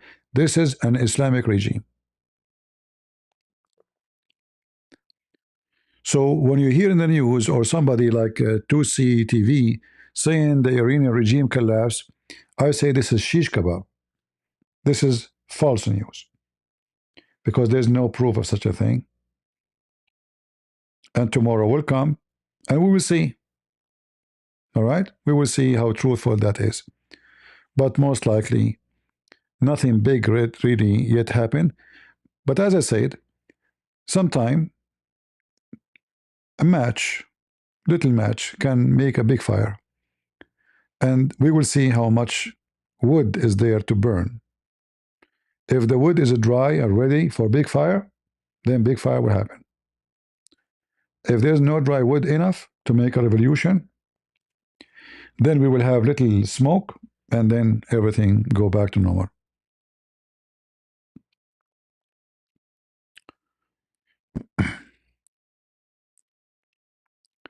Every country have different name for this animal, no problem. We show it to you in the picture. So if you live in the desert, try to get one. I don't know how you can get one, but they are very useful. Actually, if I can find one to have it in my yard, I will. Because this one will eat a lot of bugs and we're very useful and never harm, you know, never bother me, never do anything. You know? In fact, when you are outside, you will not see them. They make a little hole like a rat in the ground and they disappear. All right? And usually, especially in the desert, they go out at night. Most of their hunting time is at night. All right. So I hope the Iranian, they will be free. And the propaganda, you know, you notice that all those who go in camera, even those who claim to be religious, Christian or Muslims, camera is very important. So you see the guy is giving donation, he turned the camera on and he record himself, right? The second he do that, you know that he is not donating. He is doing propaganda to show that how good he is. And now this guy who killed many people just because they don't speak, they don't like the government, he is giving you tea. He's serving you tea. Look how nice they are. Friendly. And look, this poor guy here. Thank you, sir. Thank you. This is what we need for our lifetime. Who needs salary? Who needs job? Who needs electricity? Who needs water? We need tea. Tea is the best. Forget about the rest. And this is how the propaganda in dictatorship Islamic regime work. The dictator is amazing. He is the only solution. Without those regime, you are gone. You are history. Your nation will collapse. But the reality is the opposite. Their money, all of them, they are in a Swiss bank, I guarantee you. None of them, their money. Erdogan and his son and son-in-law, all of them, their money is in Switzerland. They will not put their money in any Turkish bank. Never.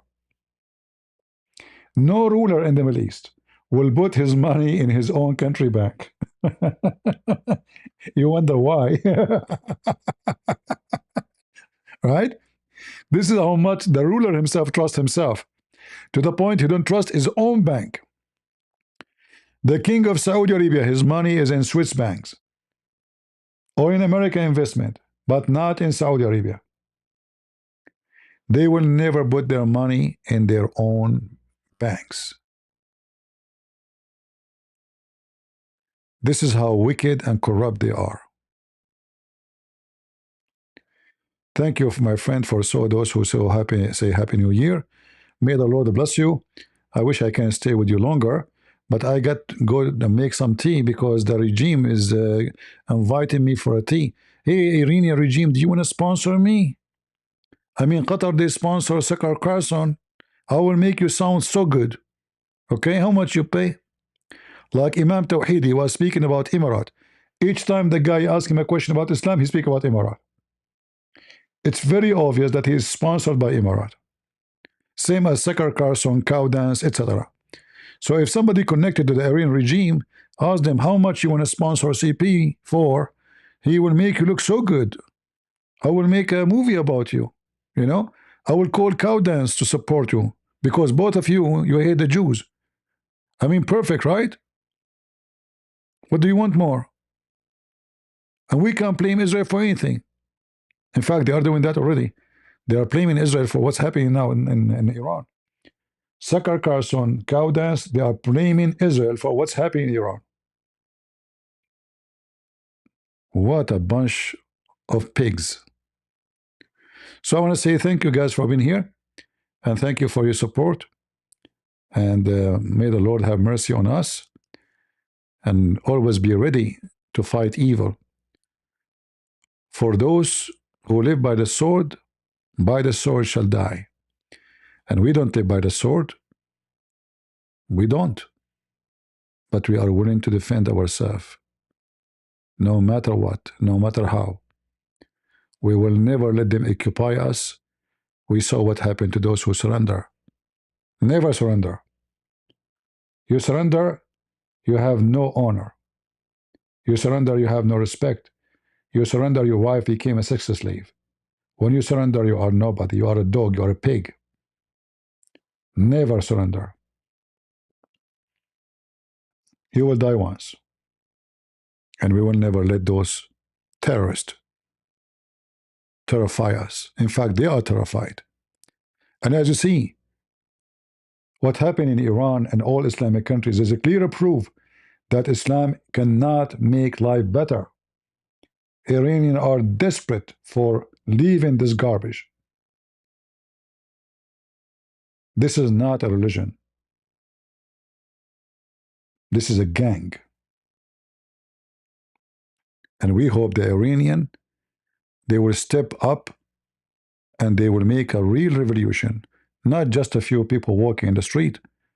I pray that the Iranian, they will go by millions and take this filthy regime down. So the whole world will rest because they are gone. They spread filth everywhere. And time for those filthy to go. Thank you all. God bless you. God is good.